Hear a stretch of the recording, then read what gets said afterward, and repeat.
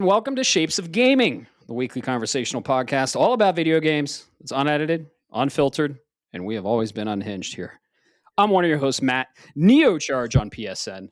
And joining me, we have the crew, the entire crew here for episode number 50, our 1-year anniversary. The 50th episode is, of course, as always, the Retro Gaming Encyclopedia. Bob Harriman, Leon Lionheartley on PSN. What's up, dude? Happy birthday, Shapes. Right? 1 year old. Holy shit. And like I said, we have the entire crew. So we also have Alex Meese, Goat Lord Shriobix on PSN, also known as OracleMike on Discord. And he's a wizard when it comes to music production, has some albums out. What's up, man? How's it going? Pretty good. I'm just really happy you finally said the name right after a whole year. Hey, I did it. The Goat Lord himself. And as always, you all love him. He's rounding out the Shapes crew. Caleb Shiff, AdmiralMerps on PSN. He 100%s all his lists on gaming. He's the trophy hunter himself. The best. What's up, dude? What's up?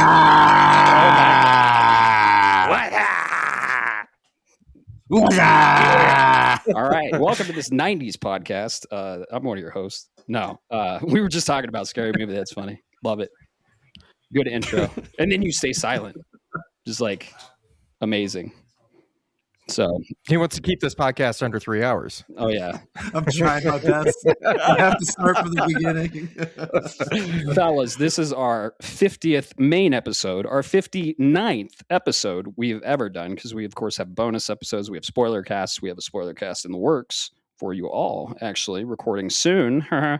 But we are on our 50th main episode. It has been 1 year. This podcast is going to go live exactly 1 year from the day that our first podcast went live, episode 0, Hello World.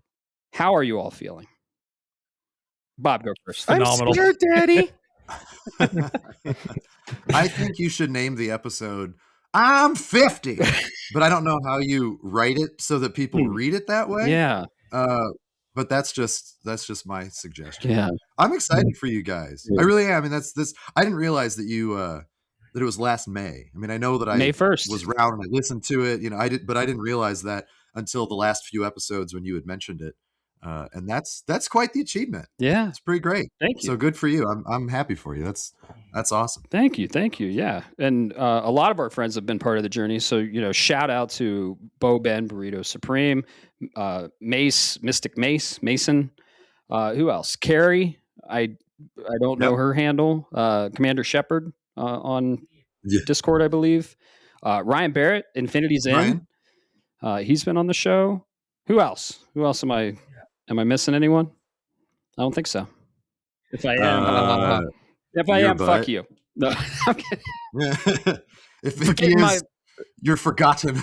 Yes, exactly. Yeah, I don't know. But yeah, it's been a wild ride, and it's been amazing. It's just we set out to talk about games, drink beer, create a community, and that's what we've done. So we're going to reflect on that, just kind of like a little celebration episode. Of course, you're going to get the news. We got some big news to go over. Yes, you're going to get what we're playing. We're not going to talk a lot about the main game we're playing because two on here have not played it, so we're going to be very light on that conversation. And yeah, you're just going to get the normal ass episode, and it's the 50th episode, 1 year anniversary. So let's get into it, shall we? What do we start off all the episodes with? Beer. What are we drinking? Who first? Nobody. You want me to go first? I'll go first. Sounds like you. Yeah, go ahead. I'll go first. So I don't know if it's a local brewery, but I know there's a local chapter of said brewery. I tried to look it up, couldn't really find that many answers, but Crooked Can Brewing has a wheat Hefeweizen called Cloud Chaser. I love wheat beer. I love it. It is. I mean, I've talked about it on earlier casts. It's the Blue Moon is just the normal. I know most people make fun of that, but fuck you. I like a Blue Moon. It's a nice little cozy beer. But I went with a friend to this Crooked Can. I had never been before, and I did not order it because of the name. I just said, can I try all of your wheat beers? And they let me try it. And I said, this third one. She's like, it's called Cloud Chaser. And I was like, fuck yeah, it is. Yeah, it is. My favorite protagonist in video games. Of course I'm going to chase that bitch. So yeah, I'm drinking that. It's pretty good. Had to get a growler because I don't think they do 12 packs around here. Because I think one of the places that when I looked it up, I might be wrong. I think it was Florida and not Ohio, but Interesting. I don't know. They have one about 20 minutes away from me, so that's what I go to now, and it's great. Very cool. That looks good. Looks very weedy, and I like wheat beers. It is very weedy. They usually do a lot of fruity beers, and they're just easy sippers, right? Yeah, they are. Bob, you go next. Okay, sure. First, for number 50, you always got to start it with the Cask Crack. The Cask Crack. Yeah. Anyways, so this one I saw, and I know this is going to be a mad ass beer, but I got to try it. It's coming from our new favorite brewery over there at Living the Dream. This is a continuation of their Powder Run series, except this time, Matt, it's a tangerine. Oh, I saw the orange. I was like, oh shit, that's a dreamsicle. Really that's good. a dreamsicle, isn't it? I haven't tried it, but my guess is it's basically a dreamsicle in a can, and you're experiencing it here first. We're going to get your live reaction for our listeners. The pour is happening. Yeah. Oh, that's actually a nice little. It almost looks like a wheat. That looks great. Yeah, that's what I was thinking. Almost. Nice glass. Thank you. Oh yeah, yeah. Got that. So correct me if I'm wrong. While he drinks this, a dreamsicle. I thought a dreamsicle was orange. Is it? Yeah. Is tangerine the actual flavor? That I don't. I'm asking. A tangerine is a small orange. Yeah, but they taste different. Oh yeah, like a clementine tastes a little different than a Florida, natural orange. That's true. So I didn't know if a dreamsicle was. I guess that counts. Yeah, Powder Run is heavy on the vanilla. I'm an idiot. No, it's all good. Okay. Powder Run's heavy on the vanilla, so I was thinking, it's going to be like an orange taste, citrus taste with vanilla, maybe dreamsicle. What's the consensus, Bob? Yeah, that's basically what you're getting out of here. You're getting that it's the orange tangerine citrus in up front, followed by a nice, little finish of vanilla at the end. Oh man, that is a summertime beer. If you know what I mean, like it's refreshing like that. Save me one of those. I didn't even ask. Tell him he can have one. Tell him he can have one when he wins a bet. With you. Right. Hey, I have one. Whenever the next I have one. I won Wolverine. He got the Wolverine one. Yeah, he can have one when he pays up his other dues. Right, dude. I'm ready to go to the liquor store when you are. Wolverine ain't out yet. Pocopia has gotten a 90. So Wolverine ain't out yet. As much as it pains me to take that side, it is true. Well, I think Bob said it would never release, but I mean, it's got a skew. So it's kind of sorry. Insomniac got cut because Herman Holst loves to just dissect studios. Wolverine's not coming out. I win the bet. You owe me another 12 packs. Sure. Herman Holst actually, this is the news for you guys. He sold Sony to Epic Games. Yep. So it's just all Fortnite collabs from now on. And saying that, I almost threw up on myself, so you know. It was really hard for me to say. That is my own personal hell, I'll tell you that. Alex, we drink anything tonight? Yes, I am, actually. Excellent. I'm not drinking beer, though. I am not drinking That's beer. Fine. So he's drinking I haven't had it in a while. I picked up a bottle of Old Forester over the weekend. So I figured I'd just have a little glass of bourbon while we're having the cast tonight. Beautiful. Not really in the mood for beer. Love it. Just kind of wanted a celebration of the 50. Yeah. Nice little celebration. Friday, we're going to celebrate in person. Have a beer and a bite or a drink of whatever we drink. We're picking up a Caleb from the airport. He's flying in. Yep. So it's going to be fun. So, yeah. No. All kinds of drinks are welcome on this cast. I think we've had water. We've had soda. Whatever.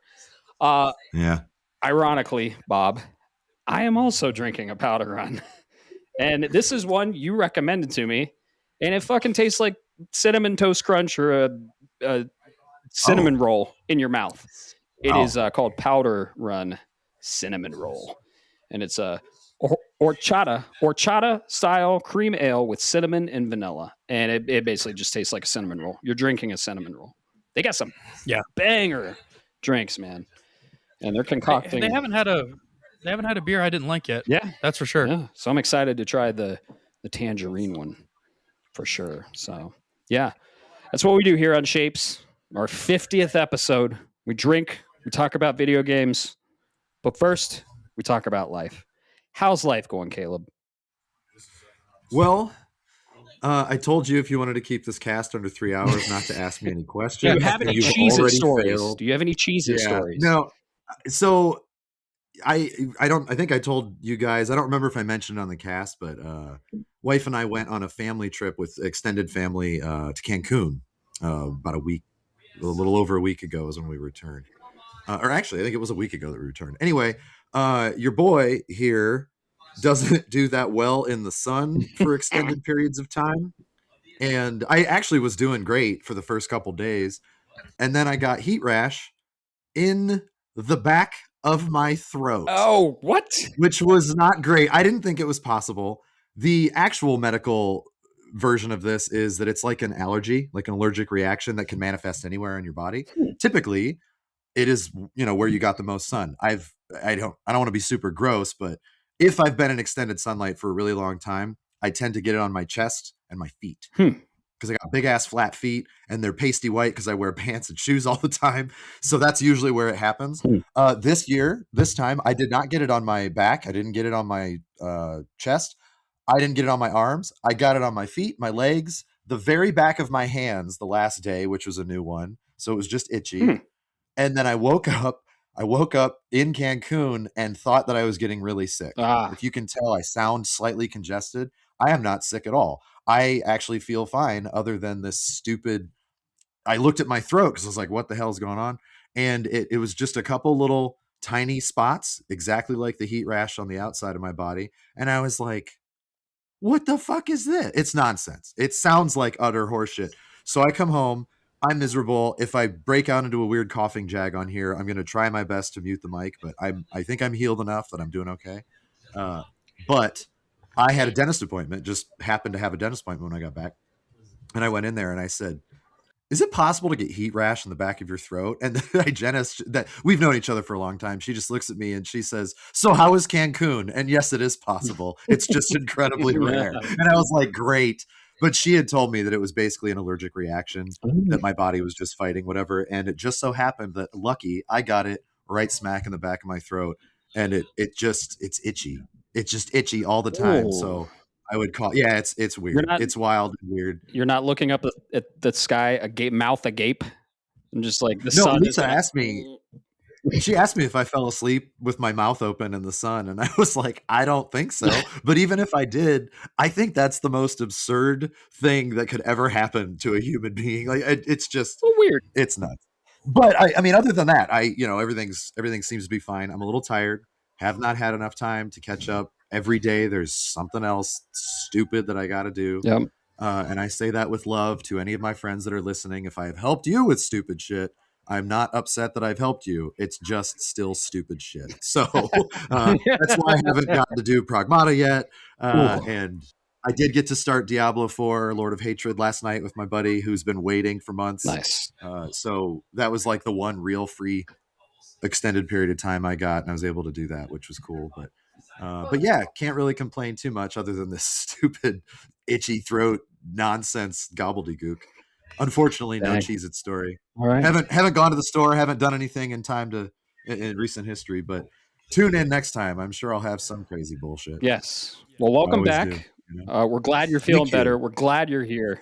And stop looking at the sky with your mouth open. I know, right? I was worried that I was like, how am I going to do the cast? I'm going to have to just pantomime shit, and they're going to have to speak for me because I can't talk. It was pretty annoying, actually. Well, very annoying. We're glad you feel better. We're happy to have you. Hey, thanks. So, Bob, how's life been, man? Anything new? Anything exciting? Well, I'm healthy, which is surprising considering I have been out of town as well, as we all heard on last episode. If you haven't gotten there, I was in Las Vegas for Level Up Expo. Finally got a chance to experience this, gentlemen, because we recorded at the evening of setup. First off, I was there to assist and be a handler for my buddy OracleMike. I'm sorry. Chaos Creations. OracleMike is Alex. Yeah, he's There are OracleMike. I know so many mics in Alex. It's weird. Right? I don't know what's going on. You just really want to hold Alex's hammer, is what you're saying. Yep. Right? His big hammer. He never asks. I've been waiting. Well, he's a man who just takes charge. He doesn't have to ask for shit. And I still wouldn't have a sore throat afterwards. Yeah. Yes. I deserve that. What was his name? But yes. No. Ricardo. I mean, never heard of him. His name was Sonny. Damn. Oh man, you let that one go. Love it. But yeah. We got the soundboard. You are a bad distraction, my friend. Stupid. How did we get here? Oh yeah, that's right. Life. So long and short is I was helping out my buddy Chaos Creations, who was carrying around his 3D printed gravity hammer from the Halo universe as part of the 405th Mountain, which is a cosplay community specifically tailored for Halo universe, and 3D printed this thing, gentlemen. We weighed it and measured it. It couldn't meet the con standards for props. But we got an exemption because it stood 6'7" and just over 14 pounds. Wow. Wait, it was seriously 6'7"? Are you fucking with us? I'm not fucking with you. This has been episode 50. Well, thanks for listening. Yep. Matt's out of here. Matt's done. I love that it was 6'7". Yeah. No. But no, it was a fun time. Got to hang out. Matt's gone. You know what? We'll just keep this going. Oh, finally. And I'll pass it that on. Guy would never leave. Me yeah. too. Oh, hey, he's back. Jeez. But at the end of the day, Matt, it was still a fun time. Yeah. It's no MagFest though. It's like when it comes to the conventions, you got to stack them. And this was our first year. It's the checkout. Sure. Mag is still king. And then right below that, I'd say level up. Okay. It's supposed to be gaming focused, and you can see hints of it there. So there's an arcade, there's an indie development table, or with all these indie developers, you go check it out. Things of that nature. A couple of people are selling some retro consoles, but on the other hand, there's still the celebrity aisle. There's still the other non-video game related, more anime, comic book kind of related stuff. Sure. Not a big deal, not the end of the world. It's basically laid out onto 2 floors because if you know the Las Vegas Convention Center, yes, that thing just goes for days and days and days. Yep. We were only in the south part, and still took up only a fraction of that building. Wow. You said that it was it didn't meet the standards. Was it because it was too big? Or what? It was because it was too tall. Props and prop weapons were only allowed up to 6 feet. Well, that ain't no gravity hammer, so I'm glad they made an exception. We got to see a photo you had shared, and that's pretty great. It was good. It was really cool. So cool. Shout out to him. Chaos Creations. He's shown me a lot of stuff, and all those pictures. You posted all the pictures on the Discord. So yes, if you guys want to check out Level Up Expo, Bob graced you with all of the photos from that event. So. Yeah, definitely. But it was a good time. Came back, and I have been catching up on the office work, and trying to play what games I can. Hopefully, now that things are settled this weekend, I'm going to be just hitting game after game after game. Awesome. Hell yeah.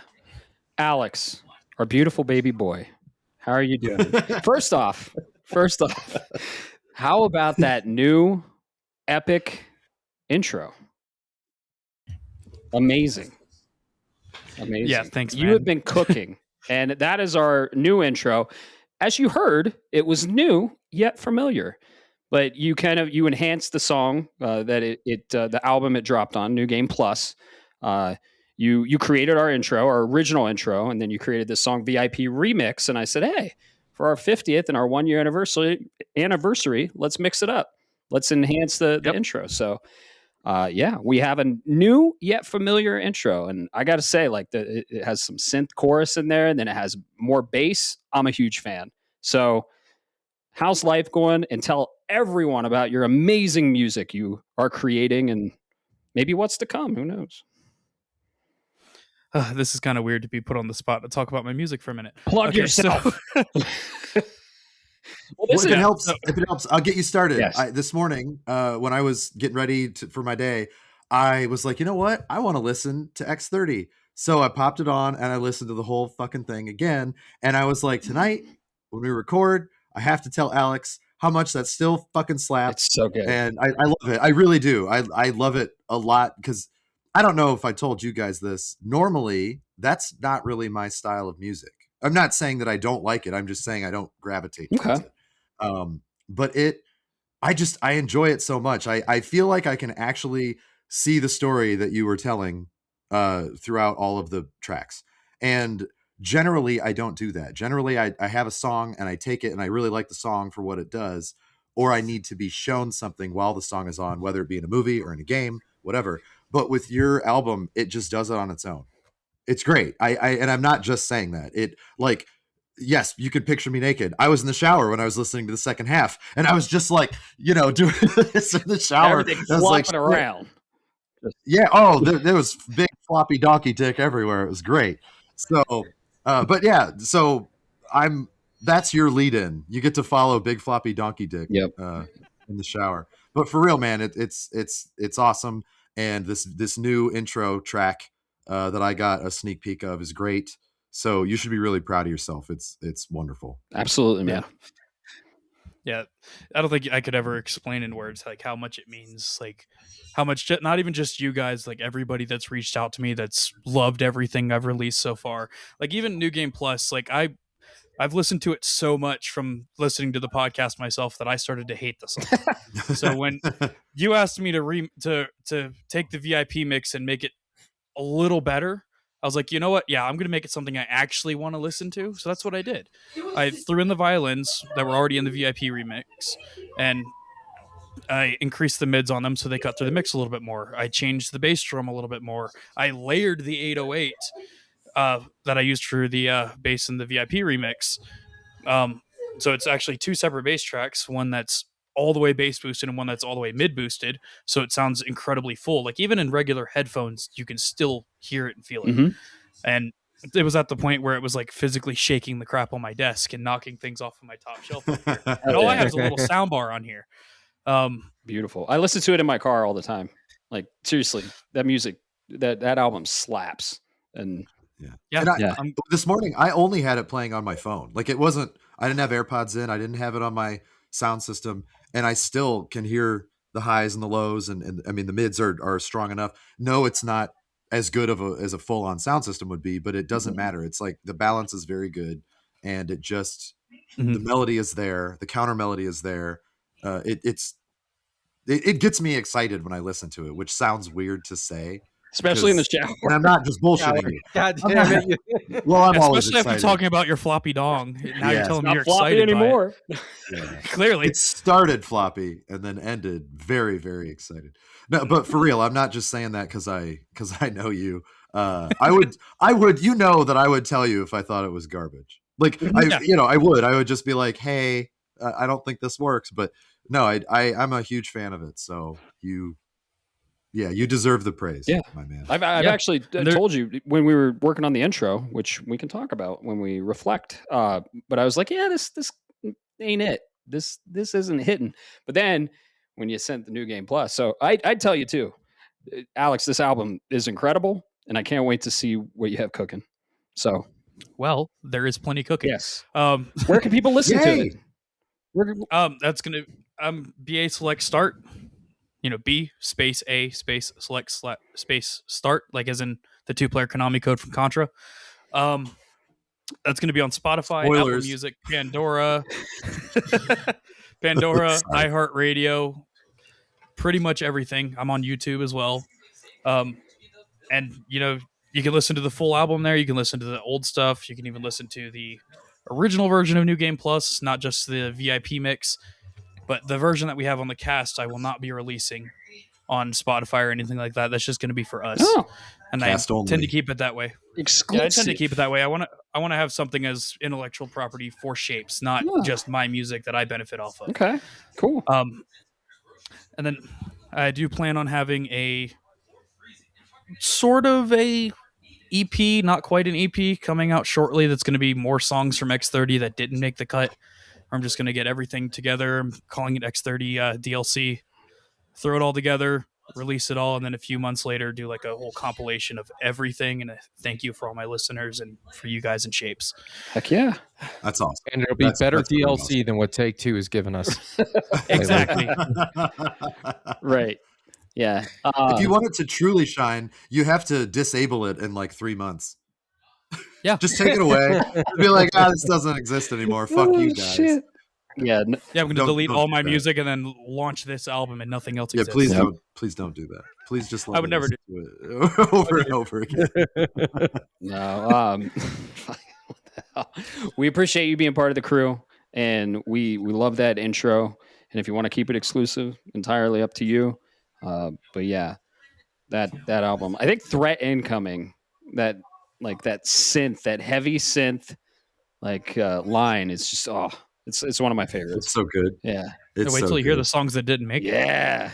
Yeah. I can't wait. I think. Me too. All right, so you can use this sound clip, even though my voice is a little fucked. Shapes exclusive. Ooh. For your the things that are on exclusivity here. Okay. I'm not as good as the girl vocalist in your tracks. She's fucking on point. But yeah, I know my 4-note range and I stick to it. Yeah. That's about it. Hey, you play piano. That's all we need you for. Yes. You're a phenomenal musician there. Quite well too. Played a little for us at your place. Thank you. Yeah. There was a piano at MagFest too.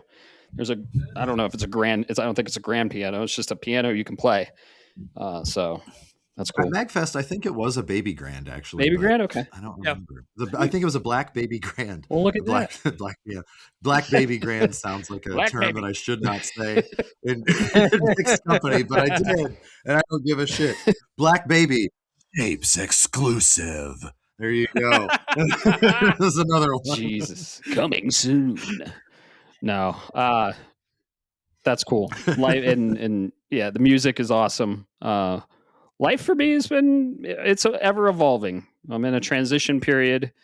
Congratulations. We knew it. We knew you'd finally get there. We fully support you, okay? My name is... We fully support your transition. Madeline. Shapes exclusive.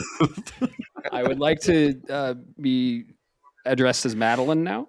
And no, living. Are you sure? I will call you Madeline please. for the rest of our lives. A living transition. See, he loves cloud so much, he's going to even embrace the side quest. Yeah, I literally. And see, I kept that obscure enough for you, Matt. Oh yeah. I have a sticky note on my work computer with I drew the Buster Sword. It looks like a 4-year-old drew it, and then it says "Be Cloud" because I love Cloud so much, and he embodies what I want to be, minus the downsides he has in the game, which I will not spoil because we have the Referoth right around the corner. So, yeah. Yep. Interesting fun fact on the bullshit Ever Crisis gacha game. Yeah. The update tonight is the 3 Don Corneo outfits. Oh my gosh. Excellent. For the if you know, two ladies in Cloud. Yeah, I saw the little thumbnail and I was like, "Shut your goddamn mouth!" Like I'm so excited. I don't even know what the weapons are to go along with the costumes. I don't care. Those I'm just gonna say dresses. Those dresses are mine. I will. Oh I don't give a shit. That's happening. Sorry, continue. No, you're good. But yeah, life's been pretty tame, evolving, and I'm honestly just happy to be part of this and happy we made it a fucking year, which is crazy. So happy to be with you all, and that's what we do. We just drink and we talk video games and record it here on Shapes. So yeah, Caleb, you're here. Yo. So let's do I am the state of the draft. The state of the draft. State of the draft. Okay. So I'm just gonna go through what happened in April, because April is essentially done. Yep. Right? Yeah. I mean, this is coming out May 1st. This will be releasing Friday, May 1st. So April is behind us, and the games just come along with it. So it's true. Yep. Let's see. Let's go. I'm going to start again. The bottom, not like bottom score, just bottom in what I'm looking at And even though it's technically not out, comes out tomorrow, we're going to start off with Mason, who had the man finally got a game that was scored close to what it deserved, as even though we haven't played it yet. It feels like this is right. Saros is sitting at an 89, and it will be set in stone tomorrow. So he should be getting about 19 points for that, which is like good on you, man. Incredible. I mean, we all wanted it. Let's be real, but he got it. First pick too. It was his first pick. Yep, it was his very first pick. So he deserves that bad boy. Let's see. And then next up, Bob, who had, he's been having a killer draft so far. Good for him. The big boy, the hitter of this month for him was Pragmata. That was also his first pick. And it is currently sitting at an 87. Fuck yeah. It seems like it's settled at about an 87. So he's got 17 points for that. Great job on that one, Bob.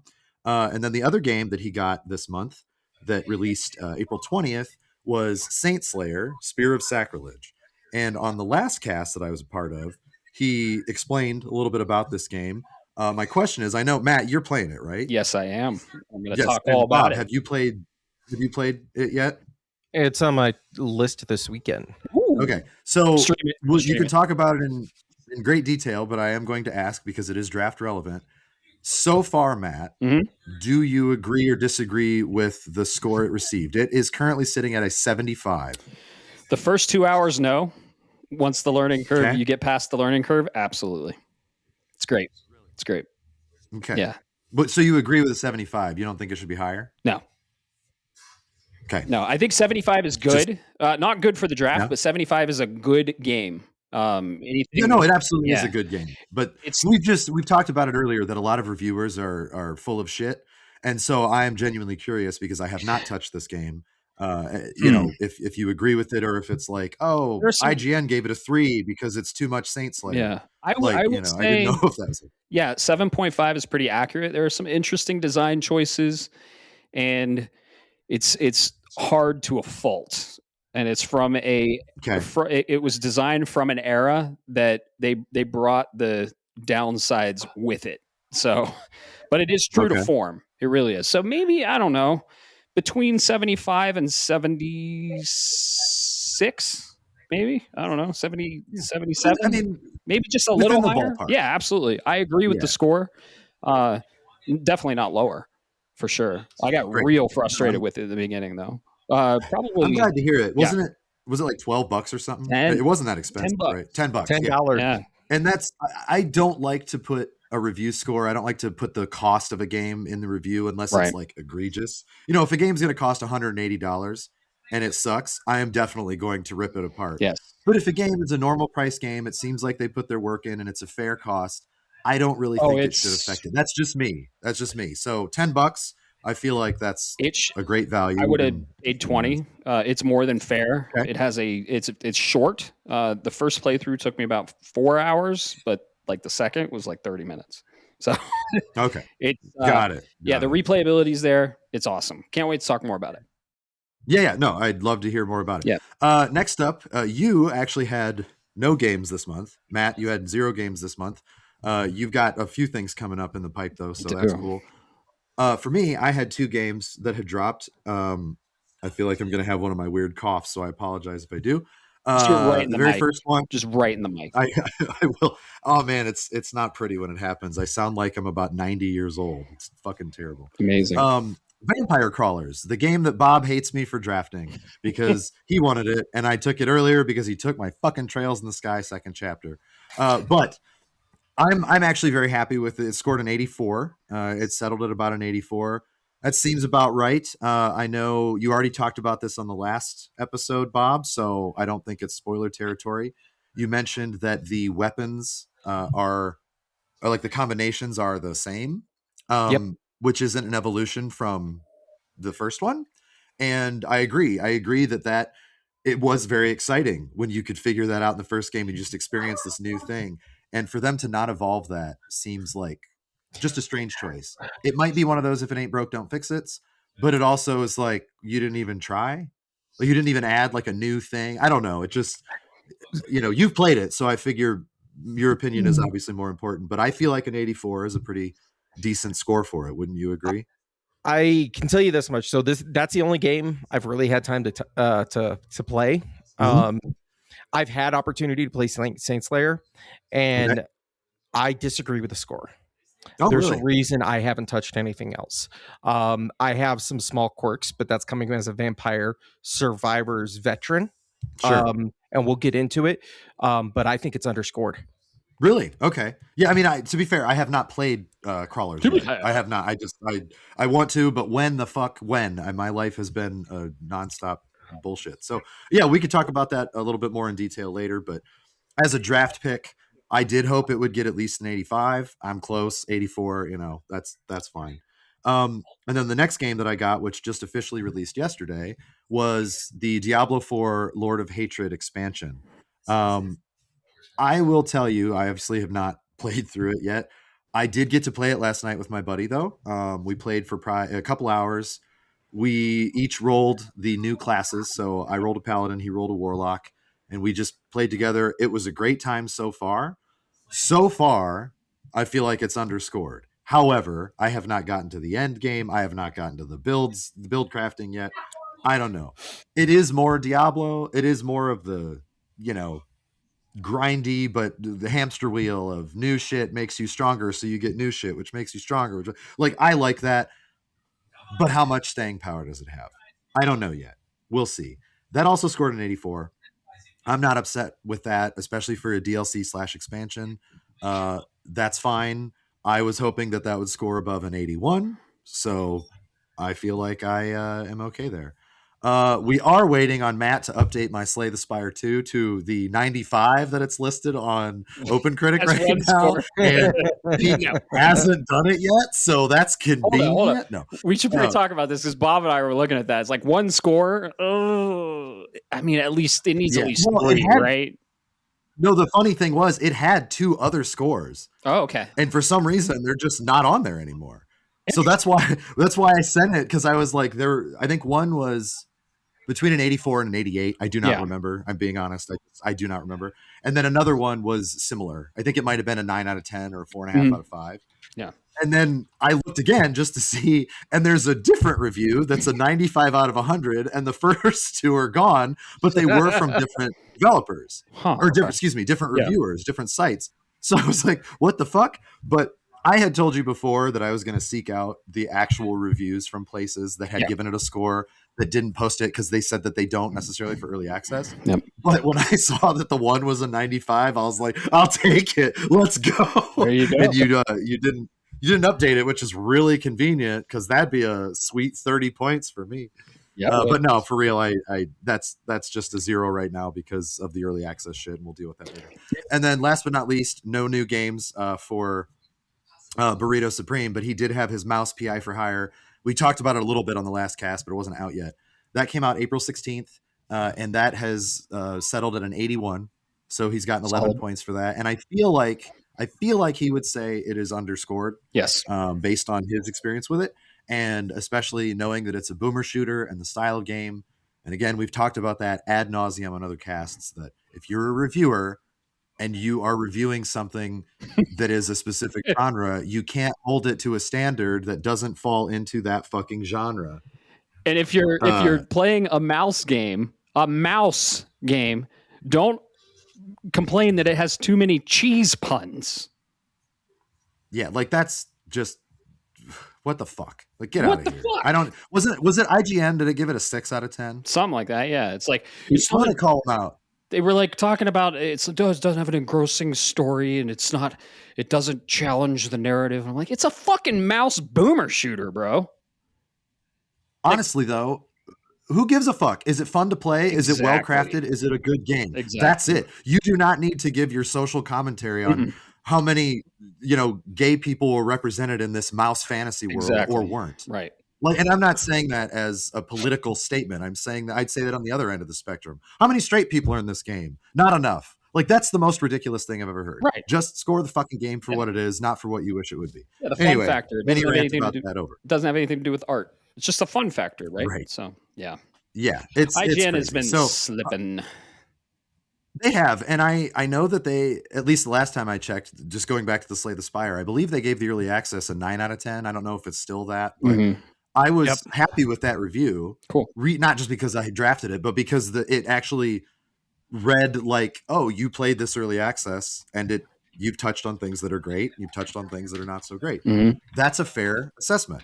If they'd have given it a 6 out of 10 and said the same shit, I would say, what are you talking about? That's not what you just wrote. Right. And I feel like IGN specifically just is fucking stupid. So anyway, let's go with what was drafted this Pickups. month. So let's see. Yeah, the pickup, there was only one pickup, it seems, in the month of April. And that was by Burrito Supreme, which was Splatoon Raiders, the new Nintendo Switch 2 game that is a little bit more focused on single-player Splatoon for people that are interested.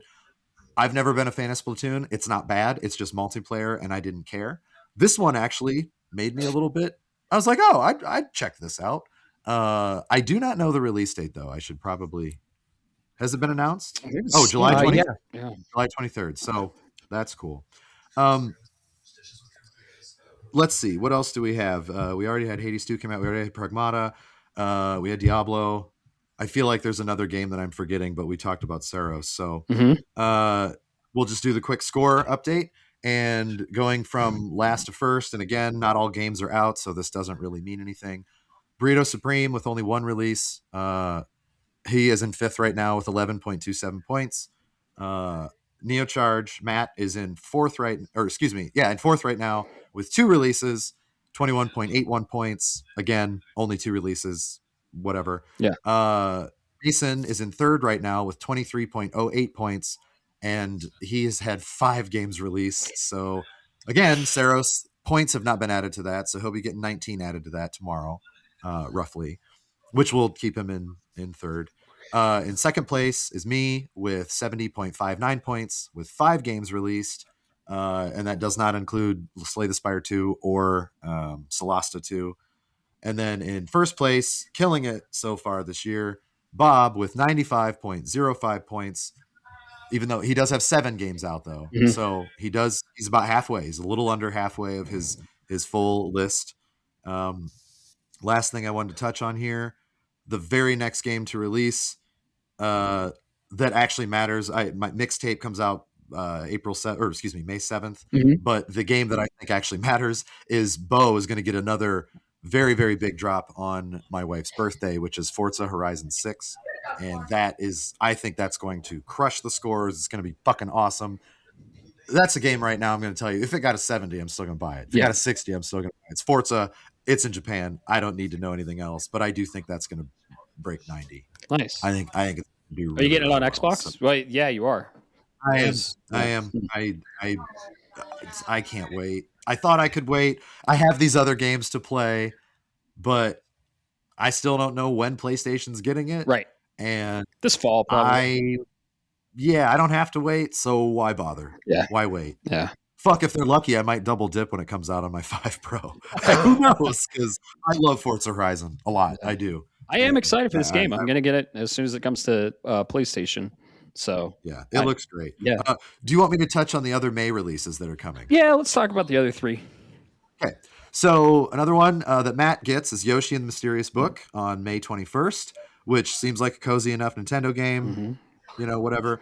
I do have it counterpicked because I didn't have any other choices. I think it's going to score decently, so I'm going to lose some points there. Whatever. I'll be honest with you though. What do you think this is going to score, Matt? Low 80s. Yeah, my honest guess is like an 81 to an 83, somewhere in that range. Yeah, low 80s. And that's not bad. That's not bad, but that was why I counterpicked it, because I was like, I can do 11 points.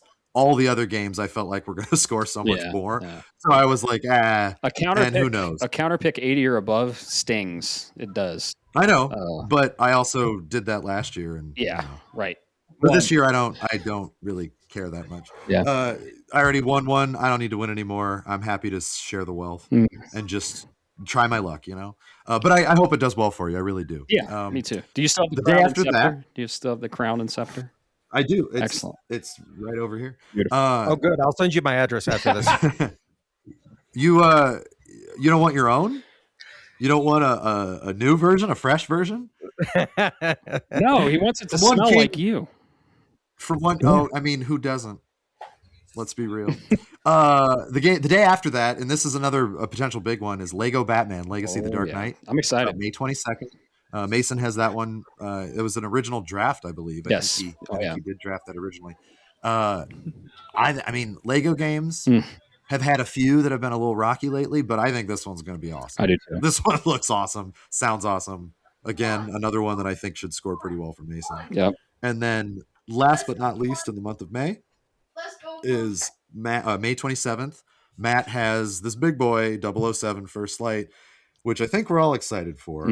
Yeah. But I am just a quick round the table because I've been talking a lot. Alex, are you excited for 007 First Light, or could you give any fewer fucks? I'm going to play it when I get to it. My backlog keeps growing and growing the longer I delay DS2. But are you excited about it, or are you just like, oh, it's a game I should probably play? You know, do you like James Bond games? Do you like those kind of I mean, it's a unique one, but what do you think? I mean, I'm excited, yeah. It's not going to be like a pick up and get it day one game for me. I have a lot more like going on that I'm already behind on, but I am going to definitely get it. I am going to play it. I feel like it's more of Bob and Matt than me. So they'll probably be able to talk about it a bit more. But yeah, I'll get it. I'll play it eventually. Cool. Yeah, I'm kind of in that same boat. I'm excited for it, but I'm already like 6 deep in this year's backlog because of real life events, and they're all long ass games. Crimson Desert, we can talk about that much later, but Diablo is obviously going to take up a lot of time. Hades 2, Pragmata, Saros, like I own all of them. I just when. So 007 First Light, I will get it. I am excited, but Bob, I know you're all about it. Is this a day one purchase and play or let me put it to you like this. I also have the limited edition special edition PlayStation 5 James Bond controller on pre-order to come with the game. Yes, you do. Yeah. Now you got to be foaming at the mouth a little bit, right? This is a drop. This is a drop everything in play game. I mean, there's nothing else on this list. You're literally the man with a golden gun. So I feel like that says a lot. Yeah. This is definitely it. I think for this game, the score might end up coming down to a couple of factors. My biggest personal concern for this on where I end up scoring it is just going to be performance. But I don't have any issues. I don't have any qualms. It's IOI. They didn't actually make Mind's Eye. They published it. No. What about you, Matt? Is this a day one for you or not? It is a pre-order, day one, put everything down. Super excited for this game. I'm a huge Bond fan. I love all the films. I was a huge fan of GoldenEye on the 64. And I love the story and the concept. I was very excited for, IOI making a Bond game that's like a match made in heaven. Yeah. But then when I heard it plays like Uncharted, sign me the fuck up. It's pre-ordered, picking it up day one. Clearing the runway for it. Can't wait. Yeah, I agree with that. That's actually the big selling point for me because I love the James Bond games. Like I love James Bond as a character. Yeah, cinematic and in literature, but cinematic is where I live with the James Bond world. But once I found out and the trailers that it was a little bit of that Uncharted magic, like a little bit of an Indiana Jones and an early Bond, I thought, okay, I am no longer questioning this game. I am absolutely getting it. Yeah. If I can have a sweet month of May and just get through, I don't want to get through these games, but you know what I mean. If I can play through them and enjoy them and I have time, of course, I can play that with Forza Horizon 6. Those are two very different games. I can jump into Forza when I have a little bit of time. I can jump into Bond when I have a lot of time. That's the dream. Yeah, I don't know that that's going to happen. So I would have got the controller if it was an Edge. I'm edging or nothing, but it's a display piece for you, Bob. So I totally understand. For sure. Yeah, that's a display piece. Totally sits in the box next to the golden gun. Heck yeah. No, that's super awesome. I'm really glad that you were able to get it and that scalpers didn't buy all of them and screw you because I was worried about that for you. I thought, is this guy going to get screwed like we all did with certain PS5 Anniversary Edition Pros? Dude, I was so close. And other things. I was so close. I was able to add it to my cart, but I couldn't check out. And Bob, bunch of shit. I suggest you definitely take it out of the box, unseal it, and I actually have a broken charger, a PS5 charger that I can give you that you can put it on top of the Golden Gun, maybe. Oh, just display it that way? Yeah, because it's some of the pins are broken and they can't be bent back unless I open it up, and I just don't want to do that. It's a $30 charger. But you can just have that and you can put it on there and it'll be a display piece. Ooh, I like that idea. You know what? I'm okay with that because these are the types of things I don't hang on to resell. Right. Scalper, you're not a fucking entrepreneur. Shut up. And I think that would be really good as a display piece. I love that. I'd even go as further as we could do that and then go and get a custom case for it. Yeah. Like because acrylic case. Yeah, because if the voice actor who plays Bond ever shows up at a convention nearby, I automatically, yeah, you see, that'd be cool. Oh, I love this. That would be sick. We'll be there. Yeah, but yeah. So I'm glad that you're excited for it. I'm glad everybody's excited enough for it. I'm very excited for Lego Batman too. I got to say, I'm like super excited because I'm a huge Lego game fan. I've platinumed most of them. Skywalker Saga was awesome when you weren't in the levels and you were just exploring the planets. But this one, huge fan of the Arkham games. Played all of them. And they say this isn't a Lego game with Batman qualities. It's an Arkham game that has Lego qualities. I'm like, sign me the fuck up. Yeah, that just sounds awesome. Yeah, it really does. Like I'm there for it. Yeah, I am going to get that. It's another one when probably in like November when it's on sale. Yeah. And then I'll say, oh yeah, get really excited again. Because to me, I do think Batman games are more of a fall game. Oh yeah. I don't know. Maybe it's because of when the Arkham series came out. Right. But not all of them came out in the fall. I'm pretty sure the first one came out on like October, November. Might be wrong about that. But the first game, so it's always just felt like a fall game to me. Yeah. But anyway, so that is the state of the draft. We can move on unless you had questions about the draft. But I think April has been a crazy ass month. I think good scores all around, and also great games all around. I mean, everything that we were excited for this month has so far been great. So that's excellent news for even outside of the scores. Like we've been having a good time with what we've been able to play. Yeah, exactly. And we love doing this draft. And if you want to follow along, we have a channel dedicated to it on our Discord. It's the Fantasy Draft channel. So you can see it live. You can see like when the bids process and everything like that. You can see the list of all the games and what we're talking about, and pick a team if you want. You could be team Final Nova or team your grandpa's favorite Gunnar Gotcha game. Who knows? Team Y, Team YGGGG or whatever. So YGFGG. Yeah, YGFGGG. We have fun with it. It's fun. We love having you on the cast to give us an update. And we do that every first of the month. And this episode released today on May 1st. So, hey, it just happened to coincide. It worked out. And you're pretty much part of the crew, too. So you're here on the 1-year anniversary of Shapes, and we have the whole crew together. So, well, I appreciate that. That's very flattering. And I'm upset that I don't have another Cheez-It story. I can't actually wait. I don't have one for me, but I can tell you one that my mom told me this morning when I was talking to her. It's excellent and it's short. Okay. So she's been bitching about the price of like milk and gas and stuff. I mean, we all are. It fucking sucks. Mm-hmm. But she told me, she said, do you know how much milk was when I went to our local Kroger? And I was like, why would I know that? I don't live up there anymore. Like a 40-year-old man. What the fuck? Anyway, she gets like this organic milk that normally costs somewhere around $3, $3 or $3.50, $3.75. It's not bad.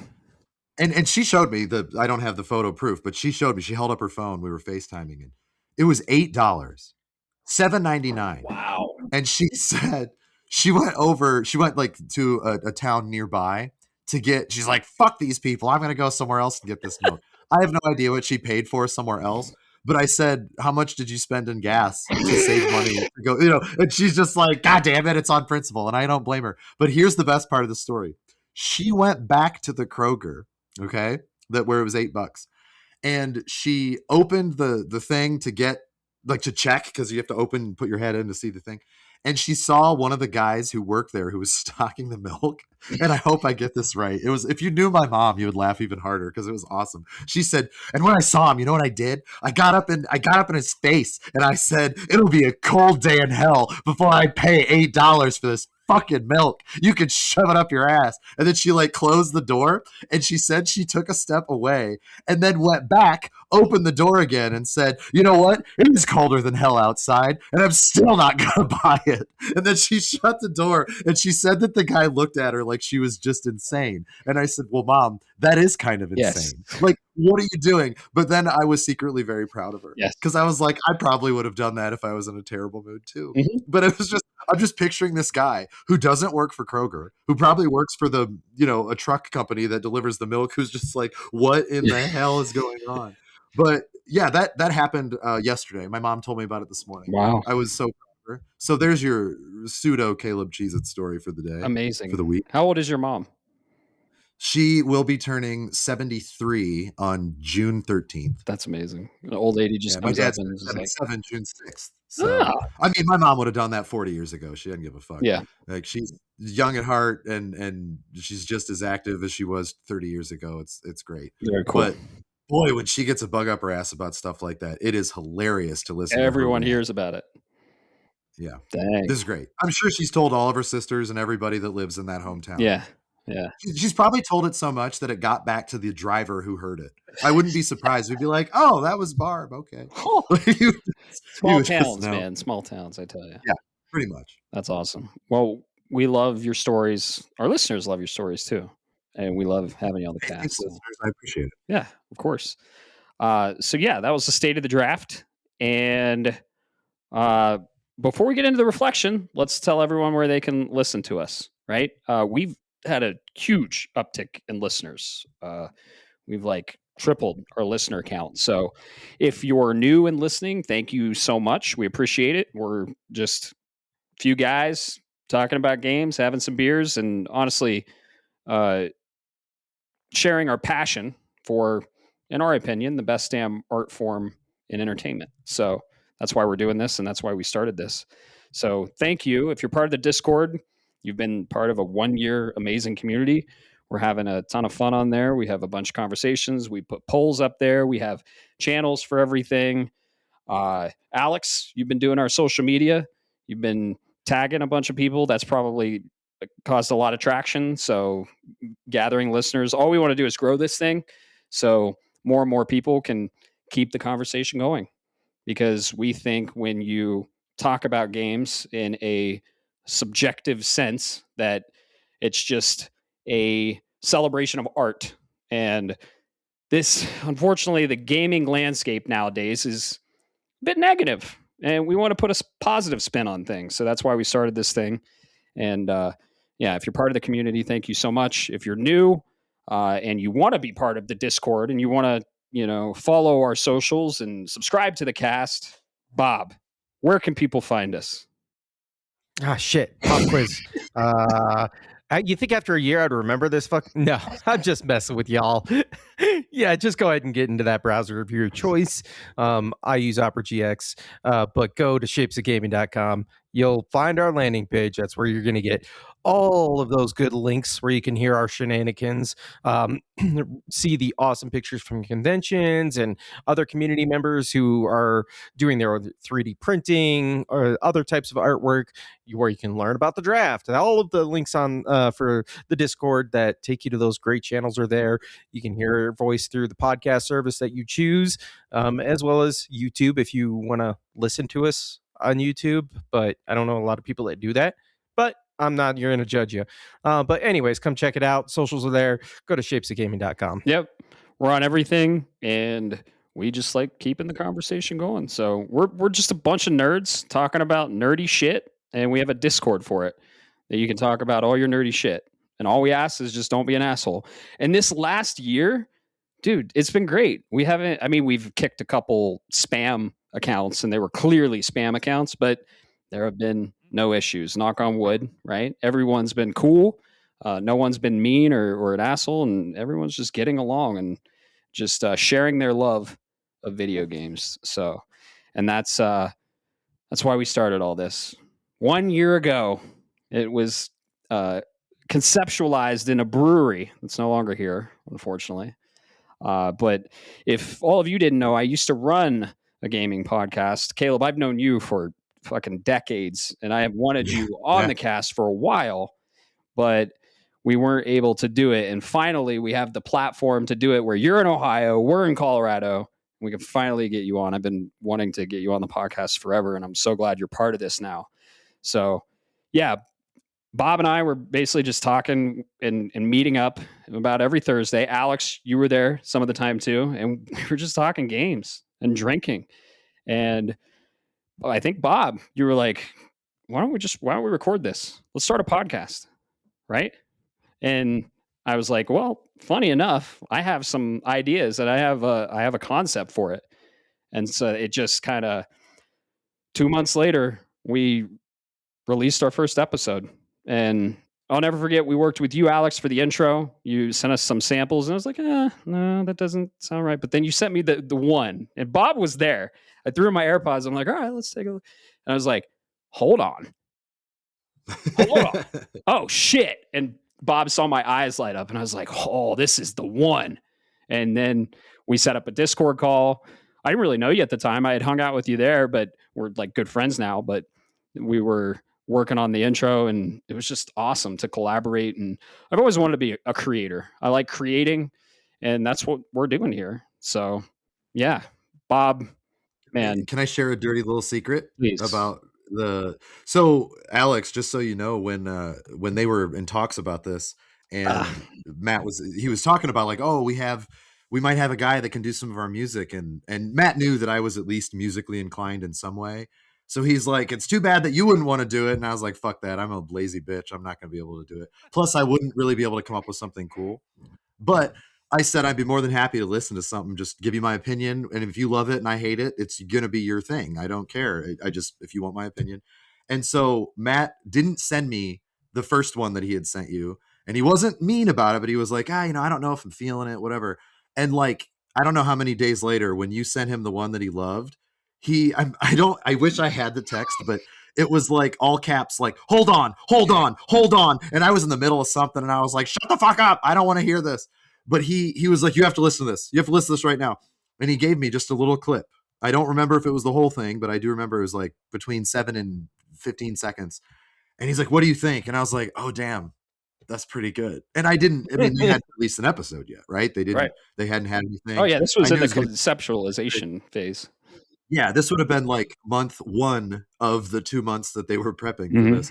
But he really was legitimately excited. And he's like, I think we got it. I think we got our guy. I think we got the thing. I'm so excited. And I was like, okay, this is taking root. That's cool.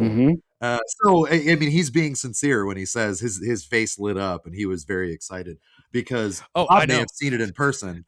I heard it from 7 states away. That's how excited he was. So, I have passion. So my memory of how it played out is a little bit different. Because as far as I remember, because it's been so fucking long now, and I've made so much music since then. Yeah, right. That's a lot in my world, I guess, at 29 years old. So I had to drop the age there.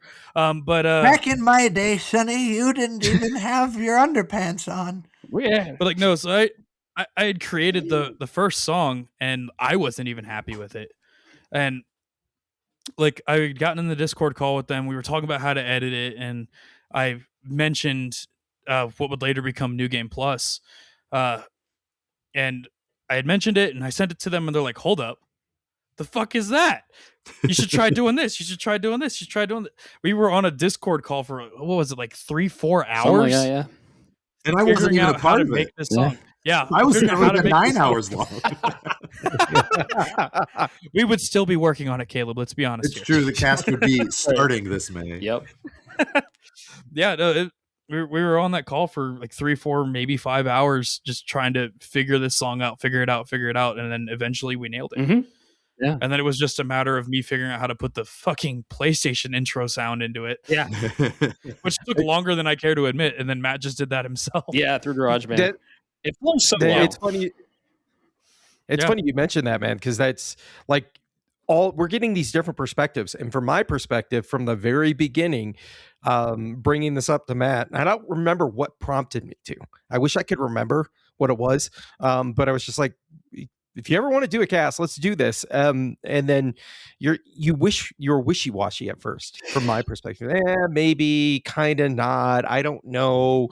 And then it was like, well, let's take a look. And then you brought the idea of Shapes, and you're like, okay, what about Shapes of Gaming? And I'm like, fuck yeah, I love that name.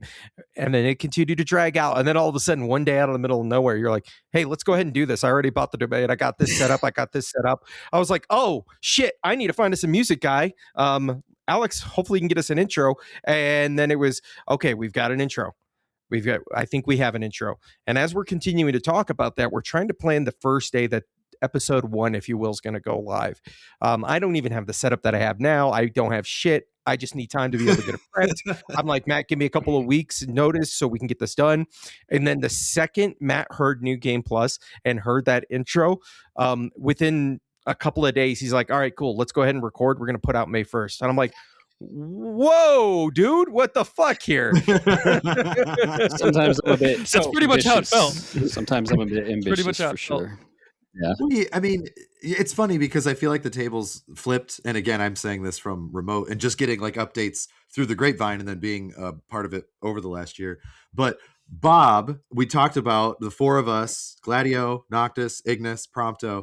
Very Gladio thing to do, to be like, let's just do it. Like, fuck all this talking. Let's just go and do it. Mm-hmm. And Matt, Ignis, will, and I say this in a nice way, overthink it at first. But then when it's time to put things to the, I guess, put them on fire, turn them on fire, whatever you want to call it, he'll just fucking dive in first with his daggers and be like, I'm going to kill all this shit. So it doesn't surprise me that you were like, let's go. And then once he got over his overthinking, preparation, anxiety, or whatever you want to call it, he was like, all right, I got my checklist. I'm going to get this done. Let's fucking go. And then Prompto's taking pictures and writing music, and it was great. Mm-hmm. and me the whole time, I'm fucking asleep in the car. And then Matt calls me and he's like, hey, the work's been done. Do you want to be on it? And I'm like, I guess. That's very perfect for all of us. So it does not surprise me that he wanted to just dive head first after he got over that initial hiccup. Yeah, it was the logo and the branding, the equipment, for sure. This is my 3rd podcast I've been part of. The last one, and there was no fault to the crew, but there were external factors that made it, let's just say, fall through, right? And I just had some concerns with that. And ever since I stopped that last podcast, I had wanted to start a new one. So I started conceptualizing and started like creating shapes, and I have all kinds of other concepts. And like, I just had to find the right person, and it just had to come naturally. And I was thinking, like, I was in your mind when you were like, we should like start recording this. Have you ever like thought about doing a podcast? And I'm like, actually. So, but then I was like, okay, is this the right time? Or am I ready to get back into it? And so I was a little wishy-washy, but then when things started falling into place, you're in the right place. And I was like, full speed ahead. Let's fucking go. Let's do this. So, dude, starting a podcast, it's easy when you have everything set up and you're just, talking on the mic and drinking a beer, but there's so much technology, like technological back-end stuff you have to figure out. Sure. You have to create the logo. You have to create the name. You have to make sure the name's not taken. You probably want to buy that domain, all kinds of stuff. You have to establish the RSS feed. Every time you hear us and every time you get the podcast, it's from the RSS. And I don't even know what that stands for, like relay system something. It's Referoth. Yes. Super Smash. Oh, really simple syndication. Really, is that really what it means? Yes. Really simple syndication. Yeah, it's basically a feed that has metadata that automatically updates on all devices once they subscribe, and that's how you do podcasts. So, and they used to do email this way and everything. So the back end thing is pretty, and then Zencaster, we use Zencaster to do this. And I had to learn that. Like, I had always wanted to learn Zencaster. And I was like, oh, actually we can use Zencaster. And you were like, what's that? And I was like, I don't know. I'm going to find out though. So I know like a lot of the prominent podcasts, the gaming podcasts we listen to use it because they mentioned it one time. And I was like, oh, I think that's it. Because the last podcast I did was local. And I pretty much built a studio in my 3-bedroom house and like put foam everywhere, had a table, and the crew just came over. We recorded. And we were trying so hard to get remote guests, but we just couldn't figure it out. So I had always been, I mean, that was like fucking 9 years ago, I think. I had always been looking the into tech it. wasn't there, right? It wasn't. Wasn't it? Yeah. And now we're on video. And I knew we had to be on video. We can't just do an audio. We can do an audio podcast for the listeners, right? But you need tells. You need visual tells. Like, oh, I want to say something, you know?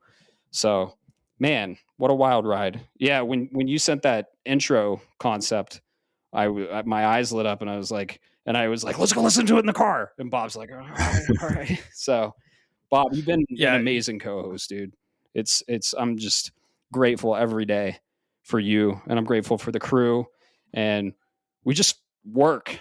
And sometimes like there's personality conflicts, and we just like flow, man. And we have different tastes in video games, and that's crucial when you're doing a podcast. You don't want like to keep agreeing with each other. Like, oh yeah, I agree.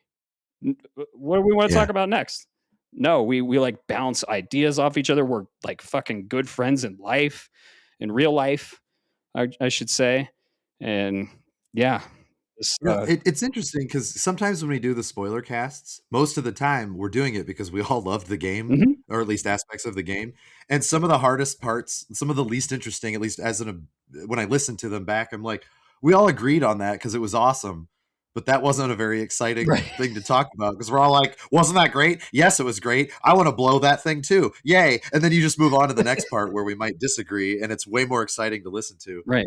It doesn't mean it's bad. It's just like, I feel like we should do a spoiler cast for a game that 2 of us hate and 2 of us love. Love it. Just like, just fucking rip it apart. I don't know if that's going to happen because why would we all play it? Like we probably wouldn't all play it, especially not to completion. But I do have a couple friends that have listened to select episodes because they are very busy and because they talk to me in real life all the time. So they're like, I already know what you're going to say for 3 hours. We just have dinner instead of the cast. So, but they do. I will say I don't have like a specific clip or anything to say, but a fair amount of them have said like you guys have gotten like better as it goes on. Like the first couple episodes they might have thought were a little rough for whatever reason because growing pains, whatever. I joke it's because I wasn't involved in the beginning, and they're just like, whatever, and I'm like, yeah, I know. But no, they do have very positive things to say. The more episodes they listen to in recent history, which is cool. It's nice to hear that, even tangentially. It might not be an episode that I'm a part of, and that's not what it's about. I'm just like, have you listened to this? They talked about X on episode Y, and they're, maybe I'll listen to it. And most people say that to just get you to shut up. Sure. And then it's really cool when, a week later they're like, oh, hey, by the way, I listened to that thing and it was actually pretty good. I'm like, oh, fuck yeah, you did it. That's awesome. So that's cool. And I wish I had a better clip of actual quotes from my friends, but they're not as eloquent as I am. So I don't have any yet. Plus when we're talking about it, we're usually having wings or we're drinking and just talking about other stuff, so it's very quick. But no, the best part actually about being a part of this is how easy it is for me being all these states away. The worst part is how guilty I feel with the slight lag when we talk over each other, and it's not intentional. It just happens because of the delay, and I feel really bad when that happens. I do not feel bad about extending your casts 5 extra hours, because I'm probably the one that suffers the most being on Eastern time. It's true. I'm up the latest and I'm always tired. Yeah. And I'm just like, well, it's my own goddamn fault. Oops. It's content. You did it to yourself. Yeah. Yeah. No, it's really great. I'm glad to hear that. And thank you for the kind words, Matt, because this has been an amazing ride so far. You've been an amazing host and an amazing friend. I think about when we first started really talking, just like right before we were about to hit the podcast portion of it. I was talking to my wife one evening and I explained, I love talking about games. They're my nerdy thing. I've been doing this for 37 years, give or take. Yep. And I have friends, but they play games, but they don't really discuss and dissect games at a very deep level. And if you do that, when you find that individual, you need to hang on to them with that common interest. And I told her one evening, and I said, I've got a lot of friends who play games, but Matt is the one friend I've had in 20 years that like really talks about games in depth, everything, the music, the story, the themes, the gameplay, most importantly, all of that. And you know your shit. More importantly, you're not a person who grifts in and says, yeah, I played GoldenEye, and then I bounced in and came back on Smash Brothers Melee, and then I played Uncharted. And I'm like, dude, my brother in Christ, you've got so much more you're missing. Yep, that's what makes it really good, and that's what really makes this process, quite frankly, easy when we're actually here behind the microphone. It's like you said, all the other bullshit, the technology, the scheduling issues, all of that's really the hardest part of this. Yeah. Mm-hmm. Yeah. And I want to say, as like the only other person who was here, at least cast wise, before you guys even started this, Shapes really isn't that different than the conversations we're at Metric. Mm-hmm. It's really not. Of it. Like we still have a beer in our hand. We still bullshit. We still talk about video games. That's the main point of it. But we still bullshit through it all. We discussed video games news, all of that back then, and we still do it now. Exactly. And it's great. Yeah. It's like nothing changed, because like I do miss Metric. I do. I think we all do. And like that was the only social interaction I had back then. And then Shapes has gotten me out of my shell. I'm talking on the mic now. I'm not as uncomfortable as I used to be. Shit, you guys fucking started a goddamn music career. I'm so happy to hear that, man. A stupid fucking passion project, and it's insane. It's amazing. Like I picked up a PS5, which I wouldn't have done. Like we're slowly converting you. I got my first, second, and third plat trophies because I'm part of Shapes now, and you guys are peer pressuring assholes. And you like it. That's the other thing. You didn't just pick it up and say, I made a mistake. You actually like it. So it's not like, I mean, yeah, there's a joke about peer pressure, but if you didn't like it, you would not just be like, yeah, I love this. I'm going to keep doing this thing that I fucking hate because I'm embarrassed. No, you actually like it. And that's cool. Yeah. That it's a new thing for you. So my only regret with getting a PS5 is I didn't get two. Like Aurora and I have to share it. Like, yeah. But you know, I've grown a lot as a person. I've grown a lot as a musician now due to Shapes. Like I'm not even shitting you. Like I'll even put it out there in the universe and put it in the Shapes Discord, the original song that I put together for the intro for this. You guys can, all the listeners can hear how fucking awful it was. I like it. It was I don't know that I ever heard the very original. Actually, I'd be interested to hear the first. It was the second piece of electronic music I ever made, and I did not know what the fuck I was doing. But you know what? You still did it, and that's like that's half the battle. Is that you tried it, even if you fail. I mean, everybody's their own worst critic. There's plenty of shit that I've done, things that I've made in the past that I'm just old and jaded and bitter because I hate everything. But I did like it more when I tried before. And even if I was really mad, like, oh man, that performance sucked, or oh, this writing is terrible that we came up with, we at least did it. And most people don't even get that far. So the fact that you did it, and then you've also grown after that, you kind of, for lack of a better term, got over yourself, like got out of your own way. A lot of people get in their own way, especially creatives. You got out of your own way and dropped a fucking banger X30 and then some that I am very excited to hear. So, I mean, I've only known you, tangentially. The very first time I heard you talk was on the Oblivion remakester, whatever, spoiler remaster one you and Bob did. And I mean, I didn't know you at all. And even though in person, we only really hung out for MagFest and a little bit on these casts, but I, in this small amount of time, have watched you grow quite a bit. It's weird. It's almost like a proud parent, and I'm not even, that's like, I didn't have that much to do with it, but I've seen it. And so I'm trying to tell you, that's really cool. And I am very glad that you met these guys. Like, I really am. That's awesome. Like, I don't mean to keep blowing smoke up y'all's asses, but like, it is thanks to you and Bob, Matt. It really is. That means a lot. I've known Bob for years now. I've known you sort of. Like, you were just the weird guy at Metric that just so happened to be friends with Nara and Bob. I was like, okay, who's this guy? Like, he's keeps popping up randomly and talking about, work. I'm like, fucking weirdo. I don't want to talk to Right? him. And now here we are. Like, It's a awesome. year later of shapes, and then what, like 3-4 years now of like knowing each other. Yeah. It's crazy how much things have changed. Yeah. And we've built a huge community and a small community too. Friendships have blossomed, and that's what it's all about, man. That's kind of why we created this, is to create a community. And like, you can play video games. They're fun. They're fun as hell. But usually, and our preference is a solo game, and you're just playing it. And then after, like, you want to talk to someone about it. You want to talk to someone about the experience, and you want to get their perspective, and you want to get their take on what they played and what they liked about it. And that's why we started this. Honestly, it's not just a tagline. We legitimately want to keep the conversation going. And I don't know if you all knew this, listeners. I know you guys know, but our logo, it's also a double helix, because gaming is in our DNA, and it's what we're passionate about. And it's the spiral. No, I'm kidding.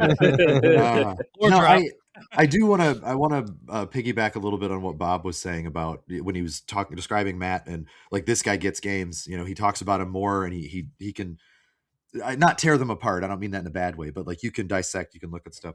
One of the things that I used to say that was really important to me in college, nobody else really had this as much as I did in my inner circle with video games, but it was closer with movies and television, where there's a very different thing than watching a movie, watching a TV show, playing a game, versus understanding it. Yes. When you play a game, everybody can play a game, whether they're good, they're bad, otherwise they enjoy it, whatever. But understanding a game, I do think, takes a special something. I don't know what it is. I've always felt a little bit more like the odd man out back when I was a kid, and it was just Super Nintendo. Like, yeah, a lot of my friends played, but they didn't understand. Like, what it means to me is very different than what it means to somebody else. But when you can have that conversation with somebody else, that's what makes it special. And Yeah. I do think that's rare. I do.